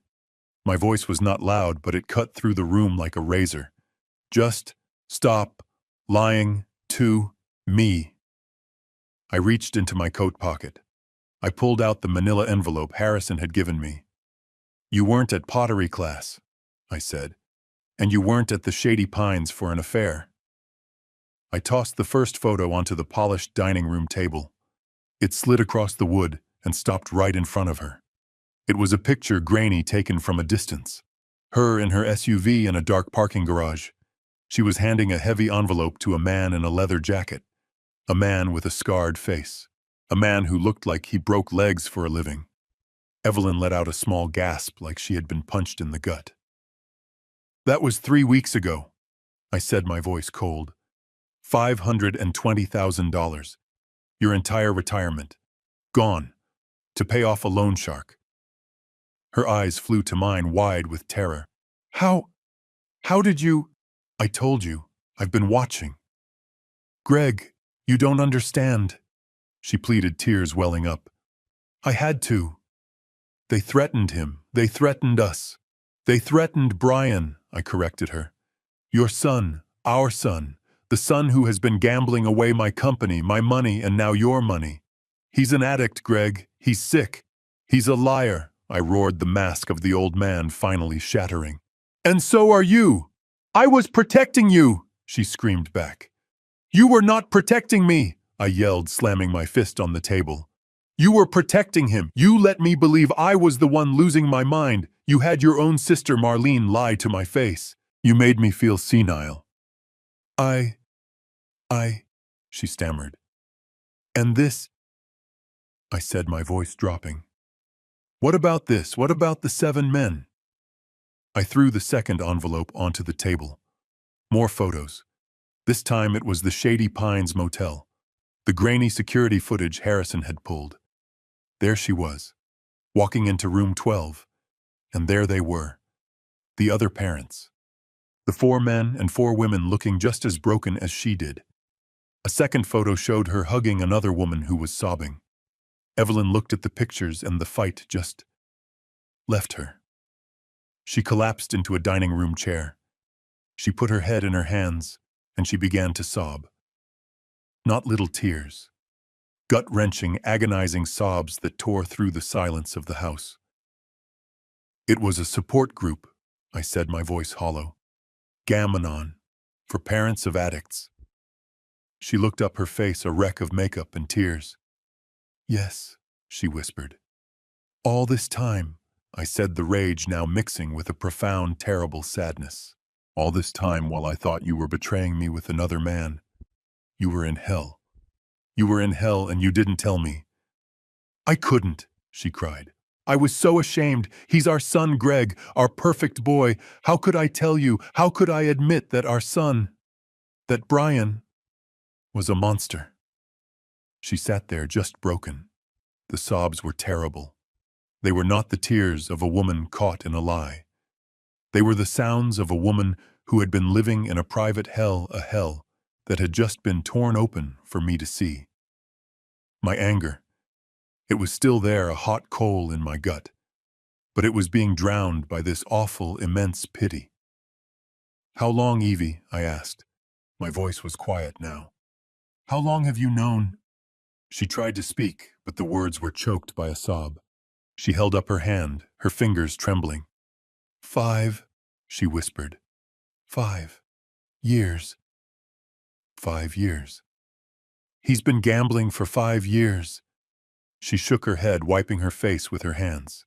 No, it started small, in college. Just sports bets with his friends. Online poker. He told me it was just a game. He swore it was under control. But it wasn't, I said. It was not a question. When he started at the company, she continued, her voice gaining a desperate, rushing quality. When he had access to real money, his own salary, that's when it got bad. He was winning at first, or he said he was. He bought that new car. He took Rachel on that trip to Italy. I thought he was just successful, like you. I was so proud. She looked up at me, her eyes pleading. I was so proud of him, Greg. He was our son. Our perfect boy. And the money I gave him, I asked, my voice hard. The investments, the projects. That was later, she choked out. That was when he started losing. He came to me maybe 3 years ago. He said he had a cash flow problem. He said he made a bad stock trade. He needed $50,000 just to float him until his bonus. And you gave it to him, I said. He's my son, she cried. What was I supposed to do? I gave it to him, and I thought that was the end of it. But it wasn't. It was never the end. A few months later, it was something else. A consultant fee. Then a permitting issue. It was always something. And you knew, I said. You knew he was lying. I suspected, she admitted, looking down at her hands. But I didn't want to know. I couldn't. How could I? How could I admit to myself, to you, that our son, the vice president of Foster Holdings, was a gambling addict? How could I admit that he was lying to his own father? She stood up and started pacing, her hands twisting together. I was ashamed. Greg, the shame. Can you understand that I am Evelyn Foster? My husband is one of the most respected men in this city. We're the Fosters. We don't have problems like this. We don't have addicts. We don't have failure. So you covered for him, I said, the pieces clicking together. You kept the secret. I tried to fix it, she insisted. I told him he had to stop. I took him to a therapist. He promised he would stop. He swore it. He cried. He begged me not to tell you. He said you would hate him. He said you would fire him. He said you would disown him. He said it would kill you. She stopped pacing and looked at me, her face crumpled. And I believed him. I really believed it would kill you, Greg. Your pride, your legacy. Brian was all of it. So I kept the secret. I thought I could handle it. I thought I could love him enough to make him stop. But he didn't stop, I said. No, she whispered. He didn't stop. He just got better at hiding it. He started taking money from the company. I know, I said. The checks I signed. Her face went white. No, Greg. Not just the checks you signed. It was worse. Worse how Evelyn, he figured out the accounting system. He was moving money. Small amounts at first. Fudging invoices. Padding expense reports. He was embezzling, Greg. The word, embezzling, from his own father. He stole from me. I said, the fact settling on me like a shroud. He stole from us, she corrected. And I kept finding out. I would see a discrepancy. I would confront him. He would break down, promise it was the last time that he needed to pay one last debt. And I would cover for him. I would move money from my own accounts to plug the holes. Before the auditors saw. Before you saw. My God, Evie, I whispered. I know, she shrieked. Do you think I don't know I was drowning? I was drowning in his lies and his debts. And then it got worse. How could it possibly get worse? He ran out of company money he could take without you noticing, she said, her voice dropping to a terrified whisper. He ran out of my money, so he went to them. The loan sharks, the picture in the garage, the scarred man. They came to the house, Greg, she said, and she was shaking so hard she had to grab the back of a chair. They came here, one afternoon, when you were at the office. They just knocked on the door. Yes, 2 of them.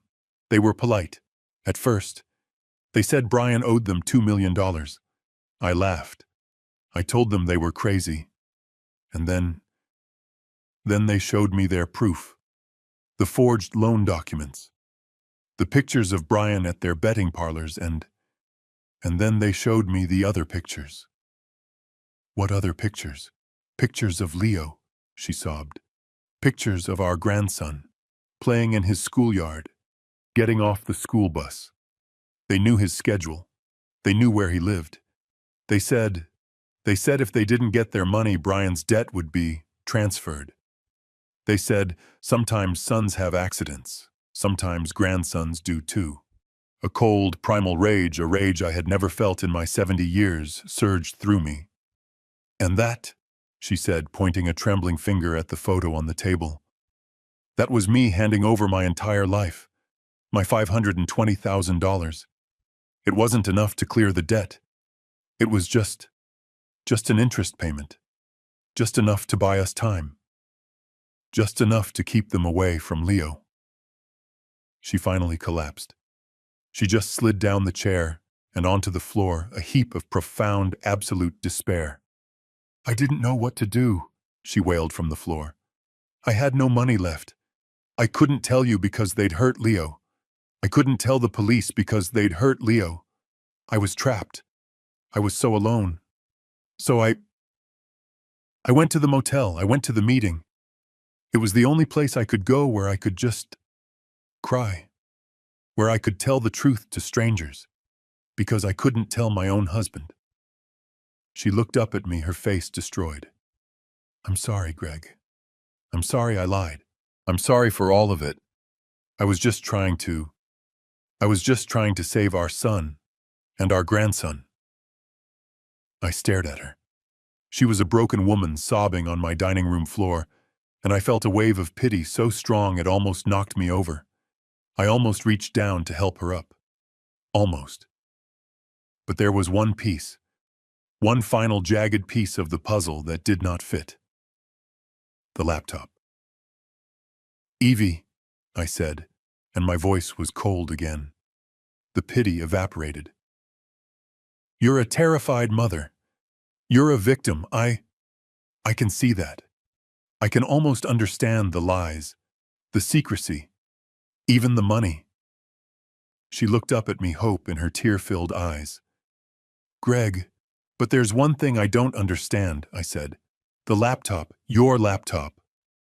I watched her. Her entire body went rigid. The color that was slowly returning to her face drained away completely. This was a new fear, a different, sharper fear. The laptop, she whispered. I saw it, Evie. The night Brian was here. The night you argued. You left it on the dining room table. I opened it. Greg, no, she breathed. You weren't supposed to. I saw the search history. I said, my voice like ice. Medical power of attorney. How to get legal guardianship for an elderly parent. Involuntary committal for seniors. How to handle a parent who is losing their mind. I took a step toward her. You were handing over your life savings to gangsters, but you were also researching how to lock me up. Why was that the backup plan? If the money didn't work, you'd just declare me senile and take the rest. Was that what the fuzzy and confused talk was all about? Were you building a case? No, she shrieked, scrambling to her feet. No, Greg, not me. It wasn't me. Then who? I yelled. Who was researching how to put me in a home? Who typed those words into that machine? It was Brian, she cried, the name tearing out of her throat. It was his plan, not mine. That was plan B. I just stared at her. This was a twist I had never seen. What are you talking about? It wasn't my plan, she sobbed, grabbing the back of the chair to hold herself up. It was his. After I gave them the 500,000, they gave me 1 week. 1 week, Greg, to find the rest. The 1.5 million. She was shaking so hard she could barely speak. I went to Brian. I was broken. I told him, it's gone. All my money is gone. I have nothing else, and we have to tell your father. We have to go to the police. It's the only way. She paused, her eyes wide with the horror of the memory. And that, Greg, that is when my son, our son, he turned into a monster. He looked at me, Evelyn whispered. His own mother. And there was nothing in his eyes, just coldness. He told me, no, we are not telling him. We are not going to the police. I asked him, then what are we going to do? They're going to hurt Leo. And Brian said, no, they won't. Because we're going to get them their money. We're going to get all the money. Evelyn's voice was barely audible. I didn't understand. I said, how I have nothing left. And he said, but he does, Mom. Dad does. He's sitting on $15 million, more than enough. I felt sick. I told him no. Evelyn continued, her voice cracking. I told him, we can't ask him, Brian, not after you've stolen from him. And he laughed at me, Greg. He said, we're not going to ask him, Mom. We're going to take it. This was it. The final terrible truth. He told me, he's old, he's confused, he's already fuzzy. He's already mistaking you for Aunt Marlene. He's halfway there already. He was going to use my real normal age-related confusion. The confusion he and his addiction had caused. He was going to use it as proof. He was going to find a crooked doctor. He was going to find a shark of a lawyer. He was going to stand up in a courtroom and say, my poor father, Gregory Foster. He's losing his mind. He's a danger to himself. Look, he can't even tell his wife from her sister. He was going to use my own grandson's phone call. I said the words tasting like acid. The shady pines. He'd say I was having delusions. Evelyn nodded miserably. Yes. He said it was perfect. He said Leo's call was a gift. It was proof that you were paranoid. He was going to have me declared incompetent. He would gain legal guardianship. He would control the entire $15 million estate. He would pay off his loan sharks. And he and his wife Rachel would keep the rest. And you, I said, my voice hardening again. You were researching it. You were helping him. No, she screamed, lunging forward and grabbing my arm. Her nails dug into my skin. Greg, no. I was researching it because I was terrified. I was trying to find out what he was doing. I was trying to find a way to stop him. I told him it was monstrous. I told him he was insane. I told him I would tell you. And what did he say? I whispered. Evelyn's face crumpled. She could barely speak. He looked at me, and he said, she took a ragged, sobbing breath. He said, if you say one word to him, Mom, just one word, I'll tell the judge you're just as fuzzy as he is. My blood ran cold. I'll tell them you've been covering for my addiction. I'll tell them you were the one who gave me the money, that you met the loan sharks. I'll tell them the stress has broken your mind too. He threatened me, Greg, she whispered, her voice finally breaking. He said, you have a choice. You can be quiet and live comfortably in a big house, or you can speak up, and I will have both of you put in a state-run nursing home to rot together.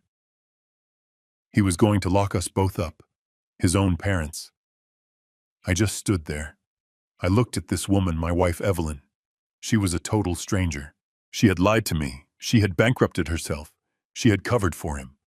But the woman she was describing, the woman threatened by her own son, she was not a villain. She was a victim. Just like me. She was still crying, whispering. He said, to rot together, Greg, to rot. I finally moved. I walked over to the dining room chair and sat down. I did not help her up. Not yet. I was still too raw. He's going to lock us both up, I said. It was not a question. It was a fact. Evelyn nodded miserably from the floor. He said he already talked to a lawyer and a doctor, someone who would vouch for our decline. This was it. The absolute bottom. My son, my heir, was not just an addict. He was not just a thief. He was evil. He was willing to destroy his mother and his father, to throw us into a snake pit, just to pay off his debts and get rich. The rage I felt for Brian was so pure, so absolute, it eclipsed everything else. It burned away my anger at Evelyn. Yes, she had lied. Yes, she had deceived me. But I looked at her, this terrified, broken 68-year-old woman, and I understood why. She was a mother trying to save her child, and when that failed, she was a hostage trying to save her grandson and herself. I finally let out a long, slow breath. "Get up, Evie," I said. My voice was quiet, but it was hard. She looked at me surprised. "What? Get off the floor. We're not doing this. We're not going to rot together." She slowly pulled herself up, using the chair for support. "Greg, what are we going to do? He controls everything. He knows the accounts. He knows the lawyers. He thinks he knows everything," I said. I walked over to her. The anger I felt at her lies was gone. It was replaced by a cold, hard alliance. The two of us. Against him. "He's gone too far, Evie," I said. "He's not just a sick kid anymore. He's a criminal. He threatened you. He threatened Leo. And he threatened me." "But he's our son," she whispered the old excuse. "No," I said, looking her straight in the eyes. "Our son is gone. That thing in the kitchen, that thing that threatened to lock you in a home that is not our son, that is a monster wearing his face. And you and I, we are going to stop him." She looked at me, her eyes searching mine. She was looking for the fuzzy old man. He was gone. "How?" she whispered. "How, Greg? He's too smart. He's ruthless." "He is," I agreed. "But he has one weakness. The one weakness I've been feeding for 40 years. "What?" "His ego," I said, "and his greed." I felt a new plan forming. A cold, hard, terrible plan. "He thinks I'm a confused old man," I said. "He thinks you're a terrified victim he can control. He thinks we're weak. He thinks he's already won." I walked to the window and looked out at the dark street. "We're going to let him keep thinking that. In fact, we're going to help him." "Greg, no!" she said, her voice rising in panic. "Yes," I said.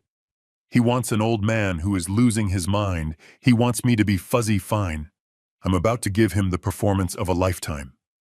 Evelyn was pale. What do you mean? What are you going to do?" "He wants the money," I said. "He threatened to have me committed to get the money, so I'm going to give him the money." "Greg." "Have you lost your mind?" she cried. "No," I said. "I'm going to offer it to him. I'm going to dangle the bait right in front of his face, and he's so arrogant, so convinced I'm a senile fool he won't be able to resist." I went to my study. I told her to stay in the kitchen. "If he calls or if you talk to him, you are exactly what he expects. A terrified, broken woman. You cry.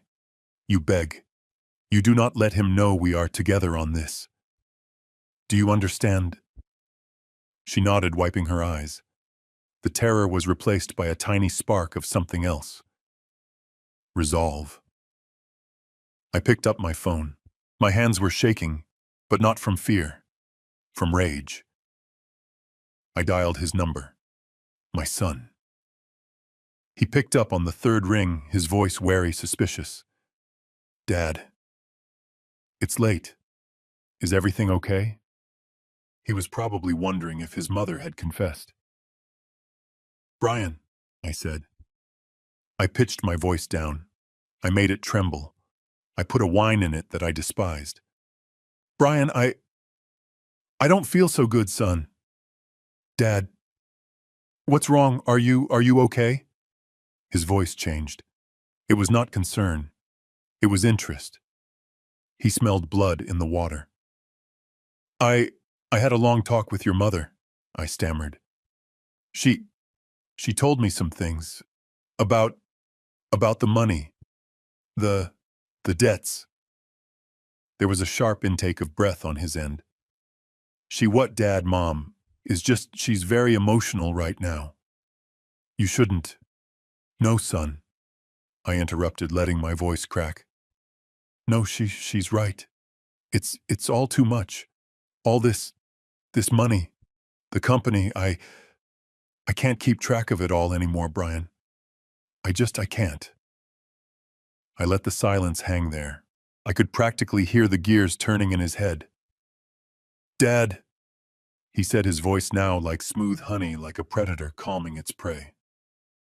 It's okay. It's not your job to keep track of it. That's my job. I've told you that. I know, I whispered. I know. You're a good son. A good boy. You always were. I felt sick saying it.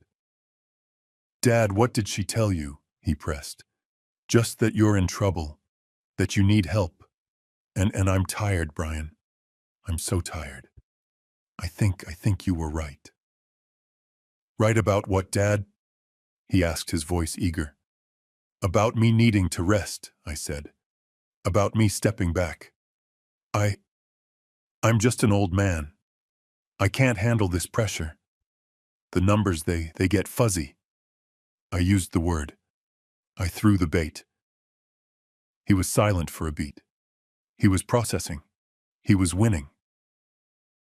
Dad, it's okay, he said, his voice overflowing with false compassion. We all get tired. You've earned your rest. You've done enough. I want to help you, son, I said. The debts. I'll pay them.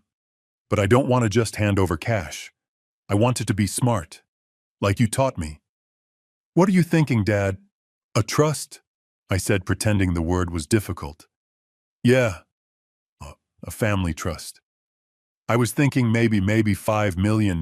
We could move $5 million into a trust. You could manage it. You could pay the debts from that. You could, handle it. Just like you said. It was the jackpot. I had not just offered him the 2 million he needed. I had offered him 5. He could pay his debts and still have 3 million left over to steal. I hated this. I hated this more than anything I have ever done. I am Gregory Foster. I built an empire by being the sharpest, toughest man in every room. And now to save that empire, to save my wife, to save myself, I had to become the weakest. I had to become the fuzzy old dad my son believed me to be. I had to take his insult, his ultimate betrayal, and wear it like a costume. It felt filthy. It felt like rolling in mud. To look at my own son, the boy I raised, the man I had given everything to, and pretend to be incompetent, it was the hardest thing I had ever done. But then I thought about his words. He's halfway there already. He's getting fuzzy. He wanted me to be senile. He was rooting for my mind to fail. He was looking for any sign of weakness. Fine. I would give him a sign. He was using my age against me. I would use it right back. He wanted proof. He wanted evidence that I was losing it. I would give it to him. I would use the one real piece of confusion I'd had. The Marlene incident. The moment I could not tell my own wife from her sister. That was my ace. I would feed his narrative. I would make him believe I was so far gone that I was desperate. I would make him believe he was in complete control. When a man is that arrogant, when he is that greedy, he does not look for traps. He sees only what he wants to see. And Brian wanted to see a confused, tired, defeated old man. He was about to get the performance of his life. I heard a small gasp on the other end of the line. He could not speak. He was stunned by his good fortune. Dad, he finally said, his voice thick with emotion. Fake emotion. Dad, that is an amazing idea. That is so responsible and generous. Is it? I asked. I played the confused child. Is that a good idea? I'm just so tired. It's the best idea, Dad. It protects the money. It lets me handle the problem. It's perfect. Oh. Good, I said, letting out a long, shaky sigh. I just don't know how. The papers. The lawyers. It's all so complicated. Don't you worry about a thing, he said. I could hear the smile in his voice. The victorious, predatory smile. Don't you worry at all. I have a lawyer, Dad. A personal one. He specializes in this. In in estate planning. My blood ran cold. He had one ready. This was not a new thought. Plan B was already loaded. And I know a doctor too, a specialist. He continued, his voice smooth as oil. He can come and talk to you, just to make sure you're okay, to assess your fatigue. There it was, the doctor, the lawyer, the pieces of his vile plan. He was not just taking the bait, he was swallowing the entire rod, hook, line, and sinker. "Oh," I said. I injected a note of fear into my voice. "A doctor, I don't know, Brian. I feel fine. Just tired." "Just a formality, Dad," he said quickly. Too quickly. "For the trust. To make sure everything is legal and official. To show that you're of sound mind when you sign. It protects you." The irony was so thick I almost choked. He was going to use a fake doctor to prove I was of sound mind, to sign away my assets, so that later when the real doctors came he would already have legal control. It was brilliant. It was monstrous. "It protects me," I repeated as if trying to understand the concept. "Exactly. It's just a simple assessment, Dad. He'll ask you a few questions. It's nothing." "Okay, son," I whispered. "Okay. If you think that's best, you just tell me what to do. I trust you." "I will, Dad," he said. "I'll handle everything. I'll set it all up." "When?" I asked. "Soon. I'll get them both lined up. How about Friday afternoon?" "Friday," I said. "Okay, but not at the house. I don't want to. Can we do it at the office? It feels more official." There was a pause. He was thinking. The office was his turf now. He was the vice president. I was the old man who barely came in. It was perfect for him. "That's a great idea, Dad," he said. "The office is perfect. How about after hours, say 6 p.m.? It will be nice and quiet. No one to bother us." 6 p.m., I repeated. "Okay, nice and quiet. We'll get it all done," he said, his voice triumphant. "You, me, Mom. We'll bring the lawyer. We'll bring the doctor. We'll sign the papers. And then you can rest. For good." For good. The words sent a chill down my spine. "Okay, Brian," I said. "Friday. That sounds good. Thank you, son. Thank you for taking care of your fuzzy old dad." "Anytime, Dad," he said. "That's what I'm here for." I hung up the phone. I looked at Evelyn, who was standing in the doorway, her face as white as a sheet. "He's coming?" I said. "Friday, 6 p.m. He's bringing his doctor and his lawyer." "Greg," she whispered, her hands clasped to her mouth. "He's going to do it. He's really going to do it." "Yes," I said. The cold rage settled deep in my bones, hard as steel. "He is.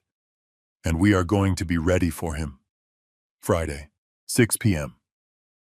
The offices of Foster Holdings were silent. The sun was setting, casting long, dark shadows across the expensive carpet I had picked out 5 years ago. The cleaning crews had already made their rounds. The building was silent. Evelyn's hand was trembling as we got off the elevator on the penthouse floor. I reached over and squeezed it. Her hand was ice cold. "It's okay, Evie," I whispered. I had to keep my voice low just in case they were already there. "Just follow my lead. You're the terrified wife. You're worried about your husband. That's all. You just sit there and look sad." She nodded, taking a deep, shuddering breath. "Greg, I'm so scared." "I know," I said. "So am I. But we're doing this. We're ending this. Tonight." Tucked into the lining of my blazer, small and cold against my chest, was a digital audio recorder. Harrison had insisted. "Get it on tape, Greg. Get them offering the deal. Get the doctor's assessment. Get the lawyer's pitch." Evelyn had one in her purse, also running. Redundancy, Harrison had called it. We were not just walking into this. We were walking in armed. We walked down the corridor to the main conference room. The lights were on. I could hear the low murmur of voices inside. I paused at the door, took a breath, and let my shoulders slump. I practiced the fuzzy look. I pushed the door open. They were all there, waiting. It was like walking into a nest of vultures. Brian, my son. He stood up immediately, that sickening, compassionate smile plastered on his face.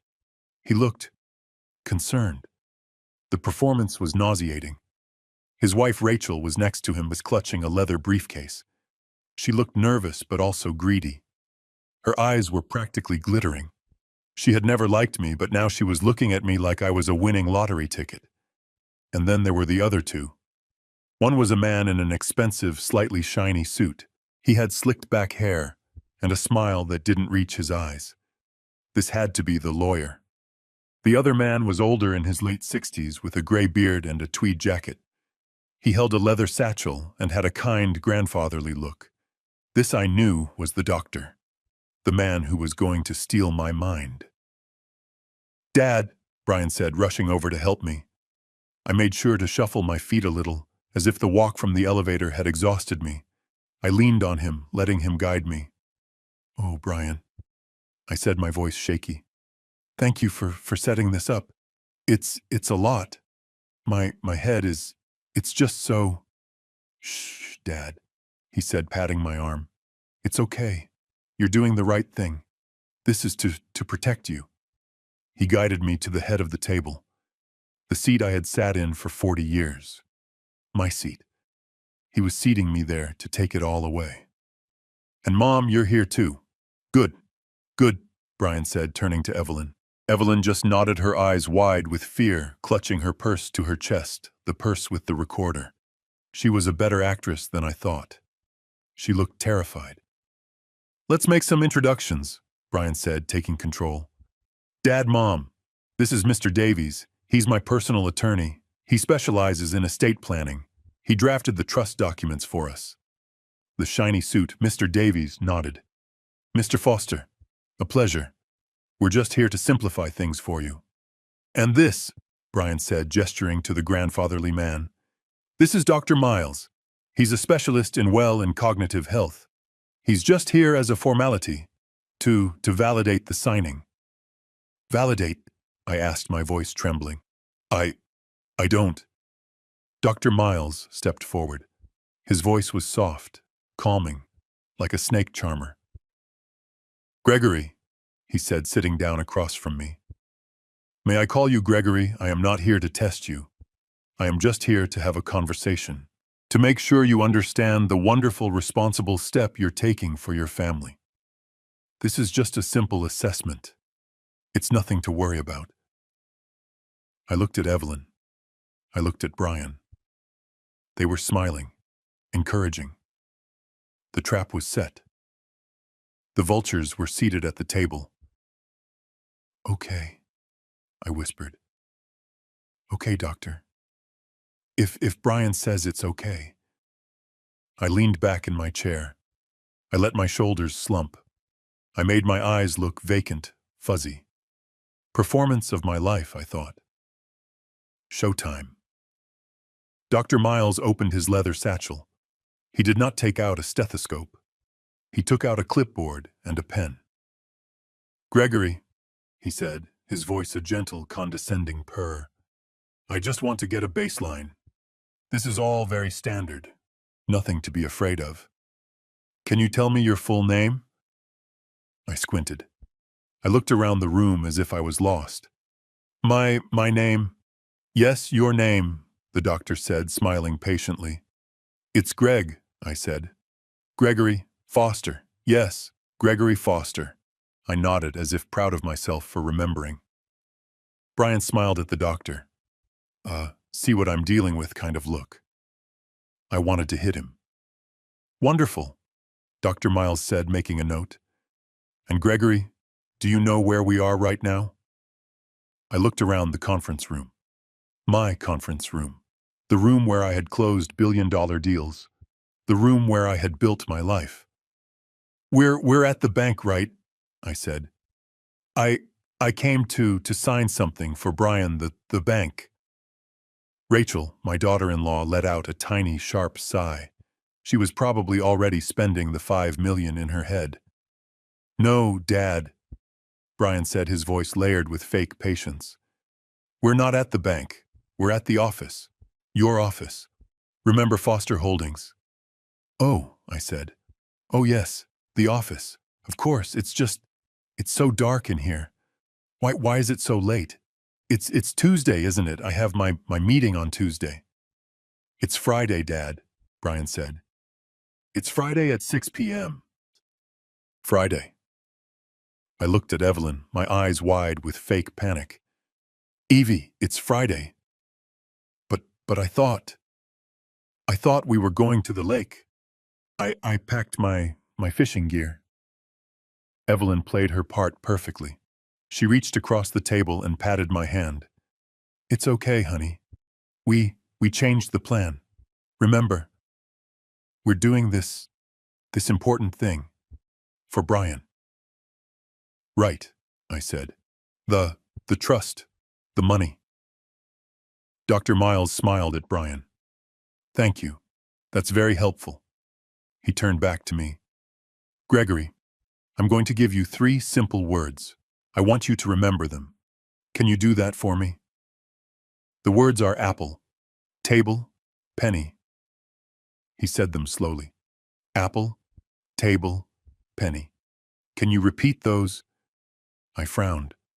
Apple, chair, no. Apple, table, penny. Yes, penny. Very good, he said, making another note. Now, I'm going to ask you a few simple math questions. If you have $10 and you buy a loaf of bread for $3, how much change do you get back?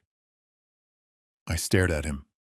I, Gregory Foster, who could calculate profit margins on a multi-million-dollar project in my head. 10-3, I mumbled. I looked down at my fingers as if I was trying to count. Dad, Brian said, exasperated. 10 minus 3. It's 7. Oh, 7, I said, looking up startled. Yes, 7.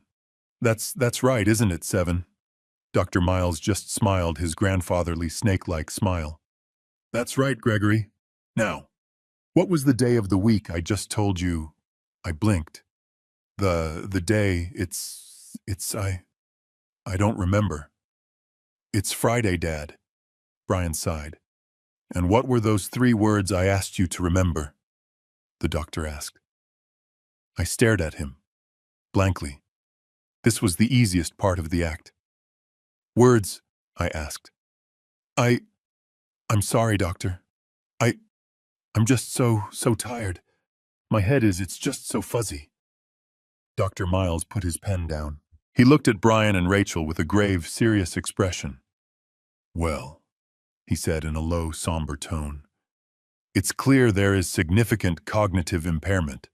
Short-term memory loss, confusion about time and place, difficulty with simple calculations. I had to stop myself from laughing.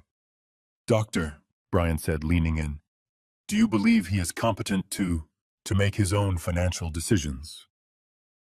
Dr. Miles shook his head slowly. Frankly, no.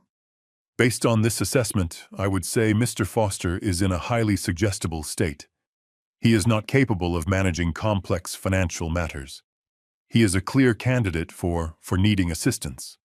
A legal guardianship would be highly appropriate to protect him from himself and from others who might take advantage. Thank you, Doctor, Brian said. He sounded so relieved, so victorious. He turned to me. Dad, did you hear that the doctor agrees? This trust, it's the right thing to do. It's to protect you, so no one can take advantage of you. The lawyer, Mr. Davies, slid a thick stack of papers across the table. Here we are, Gregory, he said. This is just the document we discussed. It assigns Brian as your sole trustee. It gives him assistance in managing your portfolio. I looked at the document. Evelyn leaned in as if to help me. I saw the title. Emergency Petition for Involuntary Conservatorship. It was not a trust. It was the kill shot. The document that would strip me of everything. It's so many pages, I whimpered. My eyes are tired, Brian. It's okay, Dad, Brian said. He took a pen from his pocket and held it out to me. You don't need to read it. I've read it. It's all standard. It's just protection. Just sign here at the bottom, and it will all be over. You can finally rest. I looked at the pen. I looked at my son's smiling, eager, predatory face. He was handing me the weapon to end my own life. I reached out my hand. It was shaking. But it was not from confusion. It was from a rage so cold, so deep, I thought it would freeze the room. I took the pen. Dr. Miles put his pen down. He looked at Brian and Rachel with a grave, serious expression. Well, he said in a low, somber tone, it's clear there is significant cognitive impairment. Short-term memory loss, confusion about time and place, difficulty with simple calculations. I had to stop myself from laughing. Doctor, Brian said, leaning in, do you believe he is competent to make his own financial decisions? Dr. Miles shook his head slowly. Frankly, no. Based on this assessment, I would say Mr. Foster is in a highly suggestible state. He is not capable of managing complex financial matters. He is a clear candidate for needing assistance. A legal guardianship would be highly appropriate to protect him from himself and from others who might take advantage. Thank you, Doctor, Brian said. He sounded so relieved, so victorious. He turned to me. Dad. Did you hear that the doctor agrees? This trust, it's the right thing to do. It's to protect you. So no one can take advantage of you. The lawyer, Mr. Davies, who had been silent this whole time, finally spoke. He tapped the thick stack of papers in front of him. Here we are, Gregory, he said, his voice smooth and oily. He slid the papers across the polished mahogany table. They stopped right in front of me. This is just the document we discussed, the family trust. It assigns Brian as your sole trustee. It gives him assistance in managing your portfolio. I stared at the stack. It was at least 50 pages. It's so many pages, I whimpered. My eyes are tired, Brian. It's okay, Dad, Brian said. His voice was soft, almost hypnotic. He was so close to the finish line he could taste it. He took a heavy, expensive-looking pen from his suit pocket. He uncapped it and held it out to me. You don't need to write it, he said.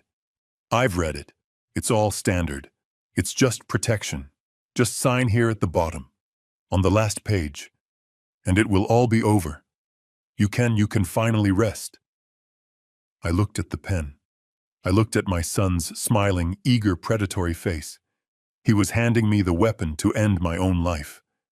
I reached out my hand. It was shaking. But it was not from confusion. It was from a rage so cold, so deep, I thought it would freeze the room. I took the pen. I held it over the document. I squinted, playing the part of the confused old man one last time. Here, Dad, I mumbled. On this line. That's right, the lawyer said, pointing. Right there. I lowered the pen, and I looked at the title. The bold print at the very top of the cover page. My blood ran cold. It did not say Foster Family Trust. It did not say $5 million trust. The words were sharp, legal, final, emergency petition for involuntary conservatorship, and underneath full transfer of all assets and medical power of attorney. I stared at the words, involuntary conservatorship. This was not a trust. This was not a $5 million fund to help him. This was the kill shot. This was the document that would strip me of everything. My company, my house, my bank accounts, my legacy, my right to decide what I eat for breakfast, my right to see my own grandson. This was Plan B. They were not even subtle about it. They did not even try to give me a real trust document to sign. They thought I was so far gone, so fuzzy, so senile, that I would not even read the title of the document I was signing. They thought I was a breathing corpse, a walking wallet ready to be emptied. A cold, clarifying calm washed over me. The rage did not disappear. It focused. It turned into a sharp steel point. I looked at Brian, my son. He was watching me. His eyes were not compassionate. They were greedy. He was watching my hand, watching the pen, willing it to move to sign away my entire life. He was not just an addict. He was not just a thief. He was a patricide waiting to happen. I looked at Evelyn. She was playing her part, looking down at her hands, the picture of a terrified, worried wife. I looked at Rachel, my daughter-in-law. She was already mentally redecorating my house. "Just sign it, Dad." Brian urged, his voice a little tighter now. "Then we can all go home." I looked down at the paper, at the line waiting for my name, the line that would end Gregory Foster. I gripped the pen, and I smiled. I held it over the signature line of the involuntary conservatorship petition. I looked at Brian. He was leaning forward, his eyes fixed on the tip of that pen. He was practically vibrating with anticipation. He was just moments away from stealing $15 million, from stealing my life. "Just sign it, Dad," he urged, his voice a soft, poisonous whisper. "Then you can finally rest. For good." I looked at Rachel. She was smiling. A tight, greedy, triumphant smile. I looked at the fake doctor and the fake lawyer the two hired guns brought in to perform this execution. And then I smiled. It was not the vacant smile of a fuzzy old man. It was the smile of a man who had built an empire. It was the smile of a man who had just won. The room changed. The energy shifted. Brian's smile faltered. He saw it. He knew something was wrong. "Dad," he asked, "what's wrong?" "Just sign the paper." I set the pen down gently on the polished table. "You know, Brian," I said. My voice was different. It was not the trembling, high-pitched whine of the old man I had been playing. It was my voice, the voice of Gregory Foster, the voice that had commanded boardrooms for 40 years. It was low, it was clear, and it was cold as steel. They all froze. Evelyn, my wife, looked up, her eyes wide. Brian went pale. "Dad, what are you doing?" "I'm just admiring your work, son," I said. "It's quite a document. Involuntary conservatorship. Such strong final words. But I think you're missing a few signatures." "What? What are you talking about?" the fake lawyer Davies stammered. The document only requires your signature, Mr. Foster." "Oh, I know this document does," I said, tapping the petition. "But for a production this elaborate, I think we need a few more witnesses in the room, don't you?" "Greg, what is this, Brian demanded, his voice rising in panic. "This, Brian," I said, "is the part where the play ends." Right on cue, the conference room door swung open. It did not open quietly. It hit the wall with a loud, echoing bang that shattered the silence of the empty office floor. In walked Mr. Harrison, my private investigator. He was 6'3", built like a linebacker, and he was not smiling. Behind him, two uniformed Chicago police officers. Their hands were resting on their belts. And behind them, looking terrified but resolute, was Marlene, Evelyn's identical twin sister. The blood drained from Brian's face. Rachel let out a small, strangled gasp, a sound like a dying animal. The doctor and the lawyer looked at the police officers. Their professional masks evaporated. They were just two cheap crooks in expensive suits, and they knew in that instant that the jig was up. Mr. Davies, the lawyer, immediately started gathering his papers. "Nobody moves," one of the officers said. His voice was calm, but it filled the room with absolute authority. Davies froze his hands halfway to his briefcase. I stood up. I was not the shuffling, weak old man anymore. I stood up straight to my full height. I felt 70 years old, but I also felt 30 years old. I felt powerful. I looked directly at my son. "You thought I was losing my mind, didn't you, Brian?" I said, my voice cutting through the stunned silence. You thought I was fuzzy. You thought I was senile. You thought your old dad was just a doddering fool halfway to the grave. Brian was speechless. He was shaking.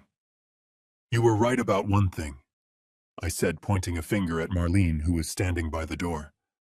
I was confused. I was so confused, in fact, that the other day I mistook my sister-in-law Marlene for my own wife. I really did. I saw Brian's eyes flicker. He was trying to process this.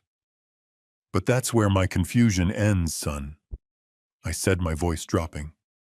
Because I might mistake one identical twin for another when I'm tired. But I do not mistake love for betrayal. I do not confuse a worried family with a nest of vultures.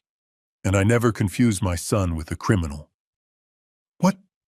What is this? Brian whispered, staring at the police. This is insane. He's the one who's crazy. Tell them, doctor, he's incompetent. Ah, the doctor, I said. Mr. Harrison stepped forward. He was holding a thick, heavy file. He dropped it onto the mahogany table. It landed with a thud that echoed like a gunshot. This, Harrison said, his voice booming in the quiet room, is a copy of your $2 million gambling debt to the Costello crime family, along with the wire transfer records from the offshore accounts you've been using. Brian looked like he had been shot. Harrison dropped a second, thinner file on top of the first. This is the forensic analysis of your father's forged signature on 3 separate corporate loans you took out from Foster Holdings, loans you used to cover your losses. No, Brian whispered. And this, Harrison said, dropping a third file, is the background check on Dr. Miles here. Real name Arthur Finch. He lost his medical license in 2018 for selling illegal prescriptions in Wisconsin. He is not a doctor. He is a fraud. The doctor slumped in his chair. Harrison turned to the lawyer. And Mr. Davies, real name Mark D'Angelo, disbarred in Illinois 3 years ago for witness tampering. Also a fraud. Rachel let out a broken sob. Brian, you told me they were real. And finally, I said. I reached into my blazer pocket and pulled out my small, silver digital recorder. I placed it on the table. Evelyn, my wife, reached into her purse, pulled out her recorder, and placed it right next to mine. Harrison tapped a third larger audio player. This, Harrison said, looking at Brian, is the recording of you, Brian, threatening your own mother. The recording where you detailed Plan B. The one where you planned to have them both committed to a state-run nursing home to rot together if she didn't cooperate. I believe involuntary committal was the exact phrase you used. The room was absolutely silent. Brian looked at the files. He looked at the recorders. He looked at me. He looked at his mother, who was now standing next to me, her hand in mine. The arrogance, the confidence, the greed, it all shattered. It just dissolved, leaving a hollow, terrified shell. He finally understood. He knew he was not just caught. He was buried. He did not yell. He did not protest. He just made a sound. A low, gut-guttural moan. And my son, my only son, the man I had given my entire life to, collapsed into his chair and put his face in his hands. It was over. Brian did not yell. He did not protest. He just made a sound. A low, guttural moan that seemed to come from the deepest part of his soul. He just sat there, my only son, the man I had given my entire life to, and stared at the pile of evidence on the table. The gambling debts, the forgeries, the audio recordings of his own voice threatening his mother. He put his face in his hands. His expensive tailored suit jacket hitched up as his shoulders began to shake. He was not crying. It was a dry, racking sob. The sound of a man whose entire world had just been reduced to ashes. The sound of a man who knew his life was over. Rachel, my daughter-in-law, was a different story. Her face, which had been pale with shock, turned a blotchy, furious red. Brian, she shrieked, her voice cracking. Brian, do something! Tell them, it's a lie! Tell them your father is confused! He did not even look up. Brian! She screamed again, lunging at him, grabbing his arm. You promised me we would be set. You said he was a senile old fool. You said it. Ma'am, I'm going to need you to calm down, one of the officers said, stepping forward. No, Rachel spat, turning on him. You can't do this. This is our company. He's incompetent. We were just trying to help him. The officer did not even blink. He just looked at Harrison. Harrison nodded. That's Rachel Foster Bryan's wife. She was present during the planning of the conservatorship. She's an accessory. Accessory? Rachel's voice went thin. I didn't do anything. He did it. He did everything. I just listened. The two police officers stepped forward. They moved with a calm, professional efficiency that was terrifying. One officer walked behind Bryan. He put a hand on his shoulder. Mr. Bryan Foster, you're under arrest for conspiracy to commit fraud, elder abuse, and attempted grand larceny. Bryan did not resist. He let out a long, shuddering sigh. He lifted his head from his hands. His face was a mask of utter despair. He looked at me. His eyes were dead. The officer pulled Bryan's hands behind his back. The click of the handcuffs was a sharp, metallic sound in the silent, expensive room. It was the sound of a cell door slamming shut. I watched them cuff my son. My son. I looked at Evelyn. She had her hand over her mouth, and she was shaking her head, tears streaming down her face. This was not victory for her. This was a mother watching her child be led to the slaughter. Even after everything he had done, everything he had threatened to do, he was still her boy. The second officer approached Rachel. Ma'am, you're also under arrest for conspiracy. No, she screamed, backing away, knocking over a chair. Get away from me, Bryan. Tell them I had nothing to do with it. Bryan just stared at the table, a broken man. Rachel turned on him, her face contorted with pure, unfiltered hatred. You weak, useless fool. You couldn't even get this right. You ruined everything. The officers did not care. They took her arms, one on each side, and cuffed her as she struggled and cursed. It was over. The plot, the plan, the lies. My son and his wife stood there in handcuffs in my conference room, surrounded by the evidence of their monstrous betrayal. I had won. But I had never in my entire life felt so much like I had lost. The officer put his hand on Bryan's shoulder.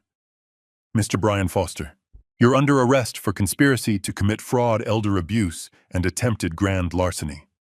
The words were calm, professional, but they landed like bombs in the silent room. Bryan just stared. He looked at me, his eyes wide and blank. He looked at his mother. No, Evelyn whispered. She took a step forward. Please. He's sick. He's our son. The officer ignored her.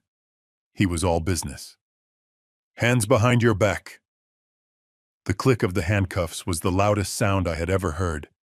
It was a sharp, metallic sound that echoed off the mahogany table. The sound of a life ending. The sound of my life's work, my legacy failing. That sound, that click, is what finally broke Bryan. He let out a roar. It was not a word. It was an animal sound. A sound of pure, cornered rage. No! He screamed, trying to pull away. Get your hands off me! The second officer moved in, and in an instant they had him. They were efficient. They twisted his arms behind him. Bryan, my son, 42 years old, the vice president, was struggling against two police officers in my boardroom. Mom! He screamed, his eyes wild, finding Evelyn. Mom, do something! Tell them they can't do this. Tell them he's confused. Tell them he's the crazy one. Evelyn just collapsed against the wall, sobbing. Oh, Bryan! Oh my God, Bryan! The second officer turned to Rachel. Ma'am, you're under arrest for conspiracy. Rachel, unlike Bryan, did not collapse. She turned vicious.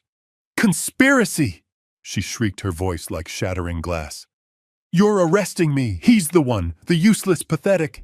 You! She lunged at Bryan, trying to kick him even while he was being held. You weak, stupid, useless fool. You couldn't even get this right. You promised me we would be set. You ruined everything. She was a cornered rat, biting at everything. The officer grabbed her. Stop resisting, ma'am. Get off of me. You can't touch me. Do you know who we are? This is our company. While this chaos erupted, my family tearing itself apart, the two men they hired were perfectly still. The doctor, Arthur Finch, and the lawyer, Mark D'Angelo, had not moved. They were professionals, just at a different, darker trade. They knew the rules. When the police show up, you shut your mouth. The officer turned to them. You two, stand up, hands on the table. Finch, the doctor, just sighed as if this was an inconvenience like missing a train. D'Angelo, the lawyer, just said, I'm not saying a word. I want my lawyer. They were cuffed, silent, professional. But Brian, my son, he was still fighting. He was crying now. Hot, angry, desperate tears. He was looking at me. His face was red. He was pinned against the conference table. Dad!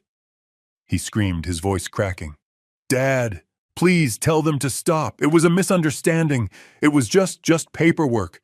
It was a mistake. It was not a mistake, Brian, I said. My voice was quiet. Yes, it was, he roared. He was pleading. I'm sick, Dad. I'm sick. I have a problem. You can't send me to jail for being sick. It's not fair. You're right, I said. You are sick, but you're not going to jail for being sick. Then tell them to stop, he cried, hope flooding his eyes.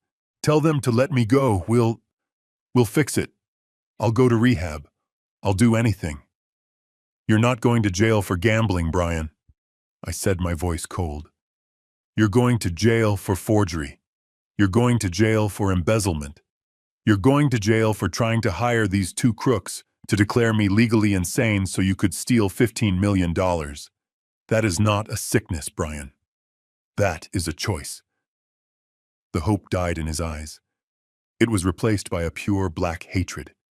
He lunged. He actually lunged at me, even in handcuffs. The officers yanked him back hard. You, he screamed, his face turning purple. You did this. You set me up. You set up your own son. Let's go, the officer said, starting to pull him toward the door. You can't do this to me, Brian bellowed, digging his heels in, fighting them every step of the way. I am your son. I am your son. You can't do this. He kept screaming it all the way down the hall. I'm your son. I'm your son. The words echoed in the empty building, and I just stood there listening to the words, feeling nothing but a vast, cold emptiness. The officers led them out. Rachel was still spitting curses. The two fakes were silent. And Brian, I could still hear him screaming, even as the elevator doors dinged shut. I'm your son, I'm your son. The words hung in the air of my conference room in the absolute deafening silence. It was just me and Evelyn. She was still slumped against the wall, her body racked with silent sobs. She slid down until she was sitting on the expensive carpet. Greg, she whispered. Her voice was unrecognizable. It was the voice of a ghost. Greg, how could you? He's... I knew what she was going to say. I knew what she was feeling. The loyalty of a mother. It is a terrible, powerful, blind thing. He's our son, she finished, her voice breaking. He's our boy. I walked over to the window. I looked down at the city lights. They were just beginning to glitter in the twilight. My city. I did not turn around. I spoke to her reflection in the dark glass. He kept saying that, I said. My voice was calm. It scared me how calm I was. He kept screaming it all the way to the elevator. I'm your son. I turned to face her. She was a broken heap on the floor. I've been thinking about that word, Evelyn, son. I walked over to the table and picked up the involuntary conservatorship petition. I held it up. A son does not do this, I said. A son does not forge his father's name on loan documents. A son does not embezzle hundreds of thousands of dollars from the company that was supposed to be his inheritance. She flinched. A son, I continued walking toward her, does not find out his mother is being threatened by gangsters, that his grandson is being targeted, and then decide to use that terror. He doesn't threaten to throw his own mother into a state-run home to rot. He's sick, Greg, she cried. The addiction made him gamble, I said, my voice rising. The addiction did not make him evil. The addiction did not make him hire two frauds to declare his own father mentally incompetent. He did that. He looked me in the eye and tried to trick me into signing away my life. He planned to destroy us both. I crouched down in front of her. I was 70 years old, but I felt a strength I had not felt in years. That thing they just dragged out of here, Evie, that was not our son. Our son, the boy we raised, the boy we were proud of. He died a long time ago. He died the first time he chose a poker chip over his family. He died the first time he forged my name. He died when he threatened you. What they arrested tonight, that was just the monster he became. She looked at me, her face a mask of agony. So what now? She whispered. Now. I stood up. I looked at the mess in my boardroom, the overturned chair, the scattered papers, the ruins of my family. He called me fuzzy. He called me confused. But I was never confused about this. He made his choice, Evelyn. He made his choice every single day for 5 years. And tonight, I just made mine. I watched them walk him down the long corridor. My corridor. The one I had walked down every morning for 40 years. I watched my son Brian in handcuffs being led away by two men who did not care that he was my son. He was just another number, just another case file. He was not screaming anymore. The fight was gone. He was just gone. A hollowed-out shell of the man I thought I knew. I felt Evelyn's hand find mine. She was shaking. Or maybe I was. I could not tell. I should have felt victorious. I had won. I had protected my company. I had protected my wife. I had stopped the monster. But all I felt was this vast, cold emptiness. It was a feeling of profound, irreversible loss. It was not like the grief I felt when my parents died. That was a natural, sad ending to a long life. This was an amputation. I was watching a part of myself, a part of my past, a part of my future, being cut off and led away to prison. The boy I had taught to read. The young man whose MBA diploma I had framed on my own office wall. The heir I had bragged about at the country club. He was gone. And the worst part, the part that settled in my stomach like cold lead, was the realization that I was relieved. I was heartbroken. I was devastated. But underneath it all, I was relieved. Relieved that the lies were over. Relieved that the secrets were done. Relieved that I never again had to wonder if my son was plotting against me.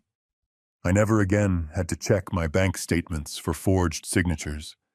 I never again had to look at my wife and wonder what secrets she was keeping. The nightmare was over. But the nightmare was my son. I had not just lost him tonight. I realized I had lost him years ago. I had lost him to the flickering lights of an online poker screen. I had lost him to the thrill of a bet. I had lost him to a greed that I had mistaken for ambition.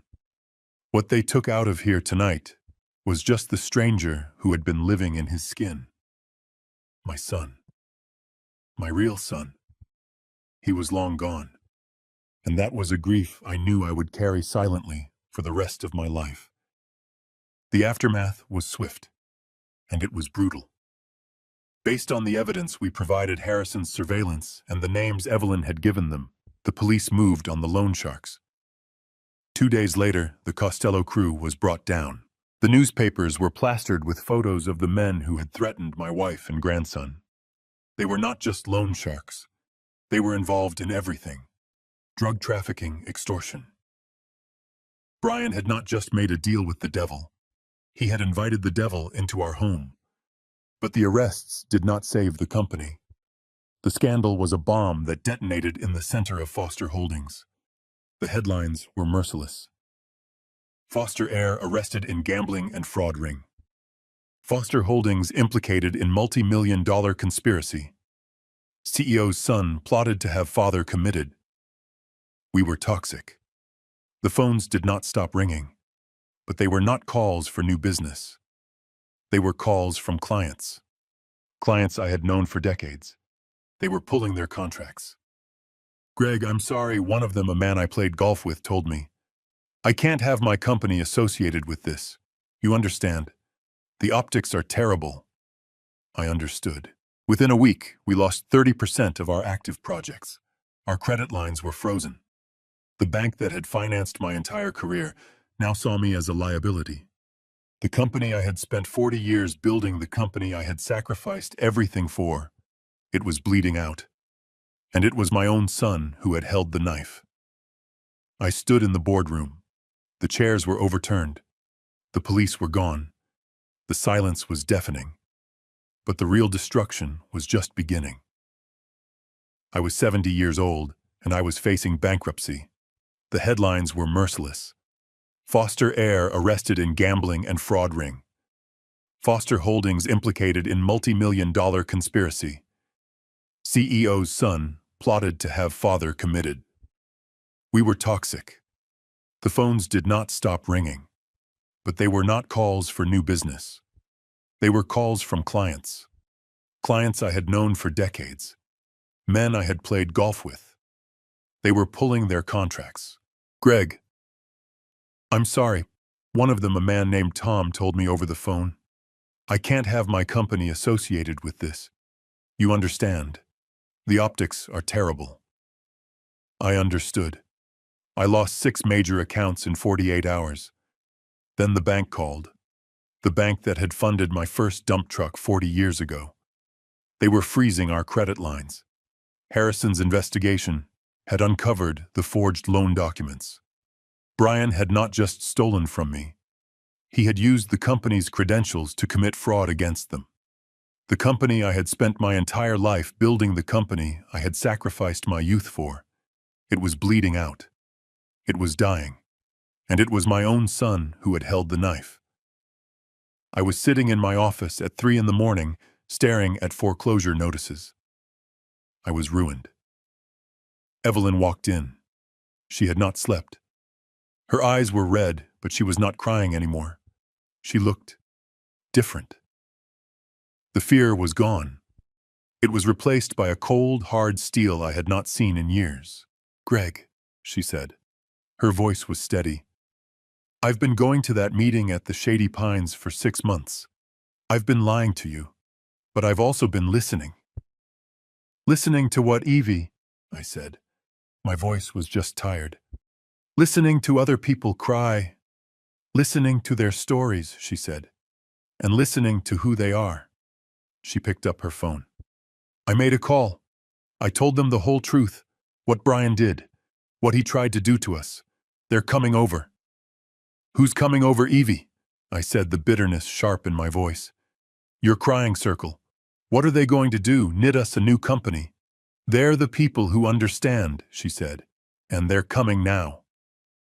An hour later they arrived, not at the office, at our house. The 7 men from Leo's call. It was not 7 men. It was a group of 8, 5 men, 3 women. They walked into my living room and I expected, I do not know, sad, broken people. But the people who walked into my house were not broken. They were sharpened by their pain. A man with cold, clear eyes wearing a suit that cost more than my car shook my hand. "Greg, my name is Arthur Jensen.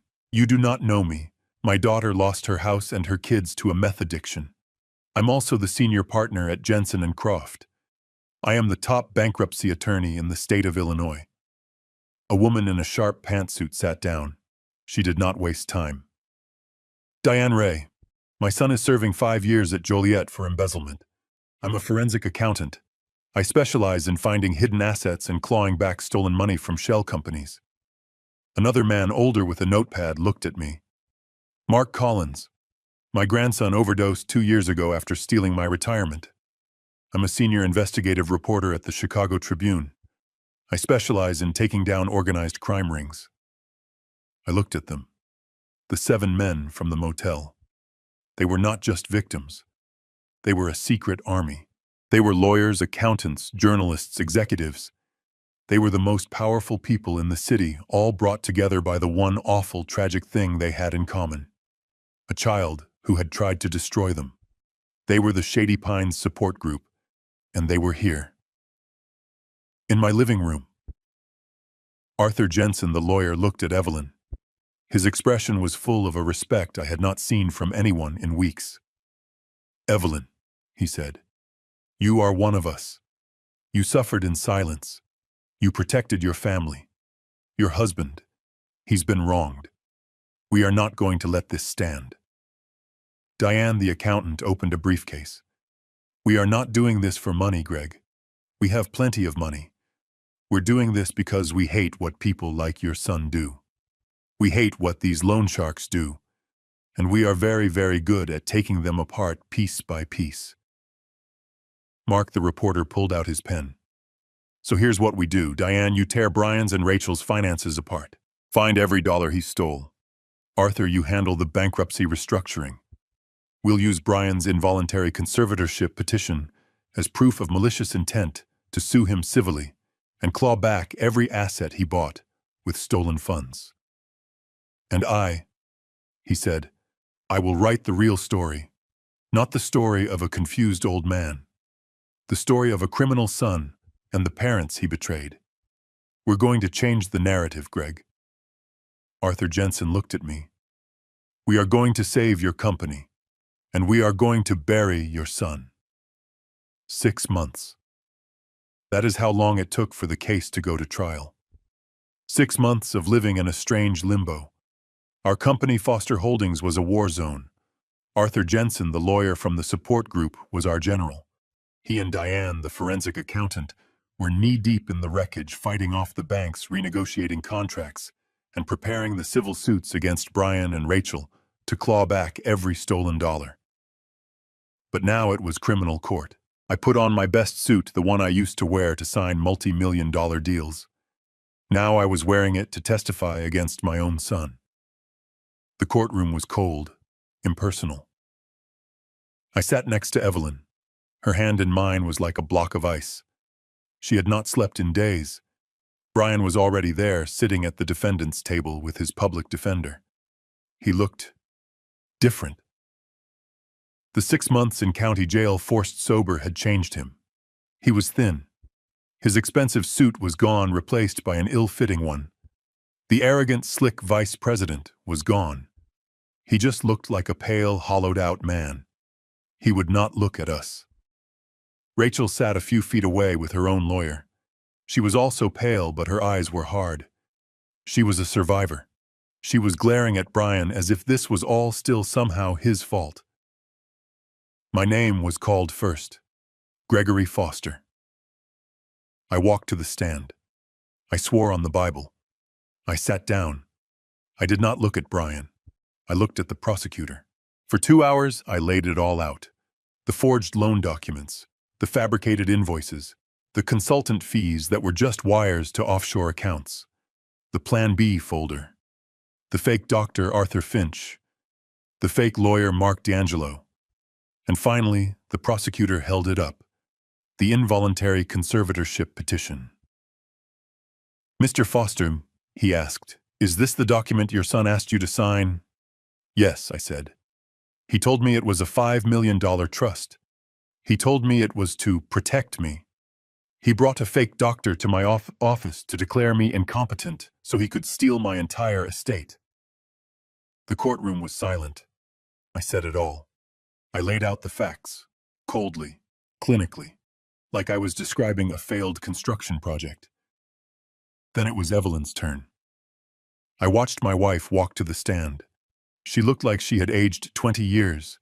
She looked like a piece of glass ready to shatter. The prosecutor was gentle, but the questions were brutal. Mrs. Foster, when did you first learn of your son's gambling? About 5 years ago, she whispered. And when did you first learn about the loan sharks? Evelyn's hand went to her mouth. She started to cry, softly at first. They came to the house 6 months ago. And what did they say, Mrs. Foster? Evelyn looked at me, her eyes filled with a pain that I knew I would never, ever forget.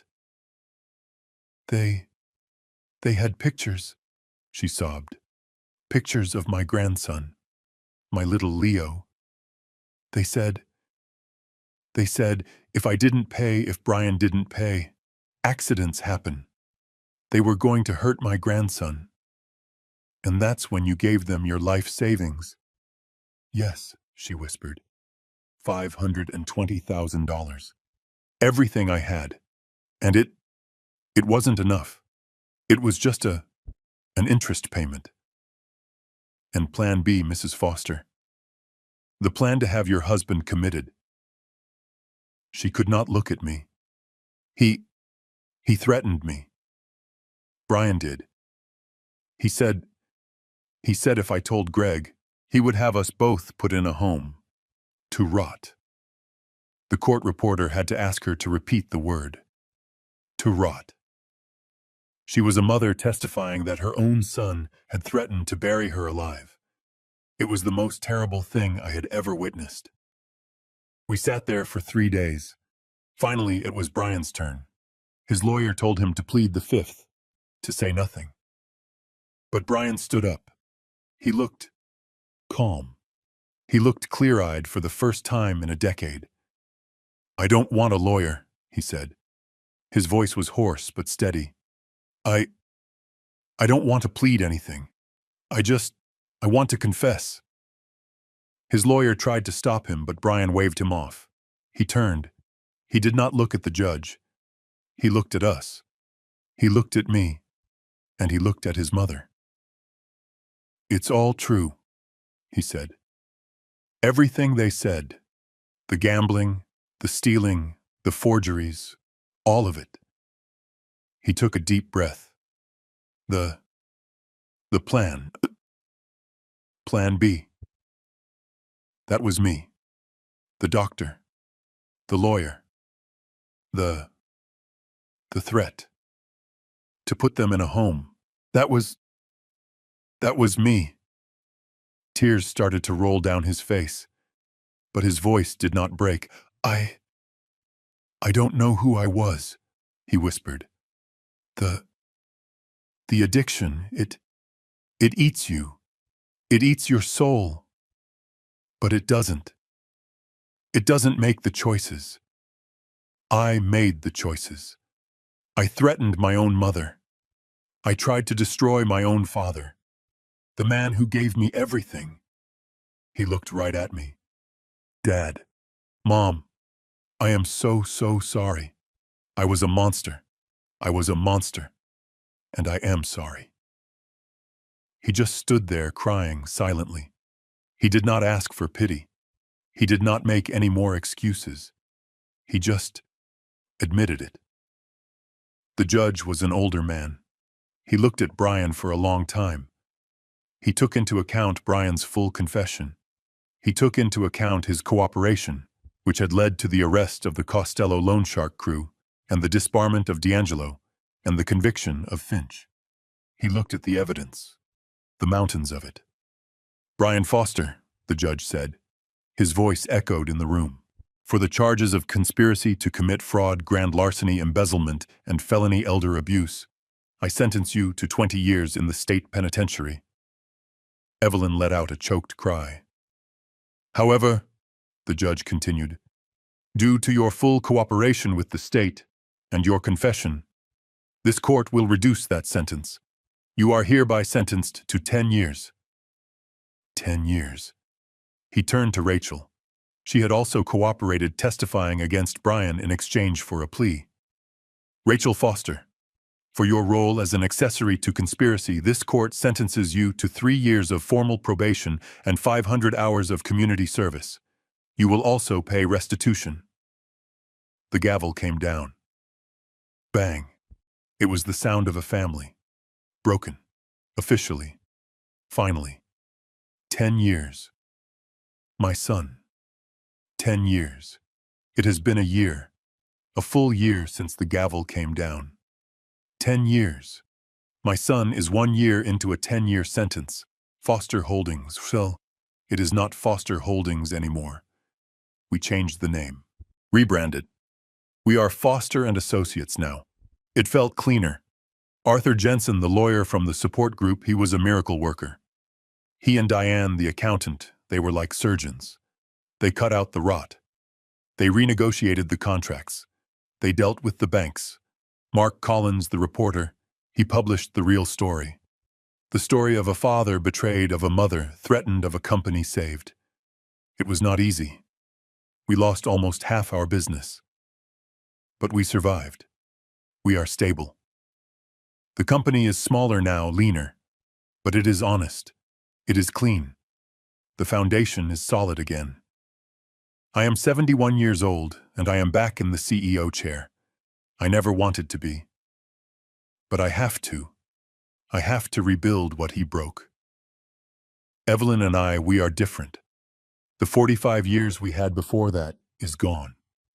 We are building something new, something quieter, more honest. We do not hide things anymore. We cannot. We have seen the abyss. We know what happens when you do not talk. We were sitting in the living room last night, just reading. The house is quiet now. It is too quiet sometimes. The front door opened and closed. It was Leo, our grandson. He is 18 now. When Brian and Rachel were convicted, well, Leo had nowhere to go. Rachel's parents did not want him. They blamed him for the phone call. They blamed him for starting all this. As if the boy was the criminal. He lives with us now, in Brian's old room. He walked in, dropped his backpack by the door. He is tall now, taller than me. He has his father's eyes. Sometimes that is hard. Hey, he said. Hey kid, I said. How was the meeting? He does not go to Gamanon. He goes to something else. A counseling group. For teenagers. Teenagers whose parents are addicts. Whose lives were blown up by someone else's sickness. He shrugged. It was okay. A new girl came. Her mom, same story. Different drug. He sat down in the armchair that used to be Brian's. He looked at us. He looked at me, and then at Evelyn. We talked about anger, he said, staring at his hands. Evelyn put her book down. What about anger, honey? Just how long you're allowed to be angry. At them, at your parents. He looked at me. Are you still angry at him, at Dad? I looked at my grandson. This kid who had lost both his parents in one night. This kid who had been threatened by gangsters because of his own father. This kid who made the phone call that saved my life. Yeah, Leo, I said. My voice was rough. Yeah, I am. I think a part of me will always be angry. Me too, he whispered. Evelyn got up. She walked over and sat on the arm of his chair. She put her hand on his hair. It's okay to be angry, Leo. It's okay to be sad. It's okay to be whatever you are. We're not fuzzy here. Not anymore. He leaned his head against her. And I watched my wife comfort my grandson. The three of us. That is what is left. The survivors. We are a different kind of family now. Not the perfect smiling one from the photographs on the mantle. We are a broken family. But we are healing. Together. We are building a new foundation. This one is not built on pride or money. It is built on the truth. On the ugly, painful truth. And it is the strongest foundation I have ever had. It is funny. For 2 days, I was convinced I was losing my mind. I was the fuzzy old dad my son wanted me to be. I was the confused old man my wife had described. I have learned a lot in the last year. I learned that fuzzy is not about losing your mind. It is about misplacing your trust. I was not senile. I was trusting. I trusted my wife of 45 years. I trusted the son I had given my entire life to. I trusted the foundation I thought I had built. And he used that trust against me. He used my love as a weapon. My son thought I was a fool. He thought I was finished. He thought I was an old man, easy to push into a dark room and forget about. He was wrong. That phone call from Leo, my grandson, it felt like a disaster. Grandma at a motel with 7 men. It was the beginning of the end of my world. But I was wrong too. That phone call was not the disaster. That phone call was the alarm bell. It was the lighthouse in the fog. It was the one tiny accidental flash of truth in a house built on lies. That phone call, it did not destroy my life. It saved it. My name is Gregory Foster. I am 71 years old. I am not a deluded old man. I am not a fuzzy old fool. I am not a victim. I am a survivor. And I am rebuilding. I learned a hard lesson. A lesson that I, Gregory Foster, at 71 years old, had to pay for with almost everything I had. I spent 45 years building Foster Holdings. I gave my son Brian everything. The vice presidency, a beautiful home, and my complete total trust. And he, with his mother's help, called me a fuzzy old man. They thought my age meant I was weak. They thought confused meant I was stupid. They had a plan B, to put me in a nursing home to rot and to steal my entire $15 million estate. They were wrong. I built an empire. I was not fuzzy.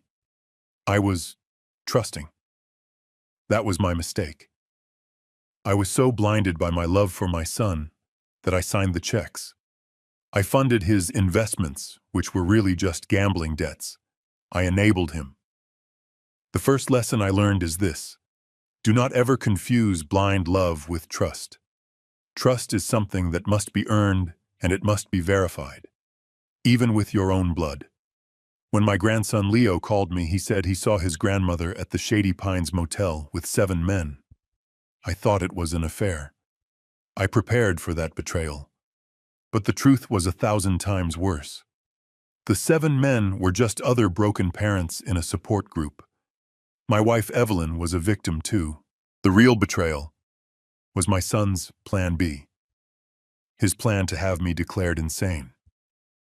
The second lesson is this: when your gut tells you something is wrong, the truth is usually far worse than you can possibly imagine. Do not ever ignore your instincts. I had to act. I had to hire a private investigator. I had to play the part of a senile old man to set a trap for my own son.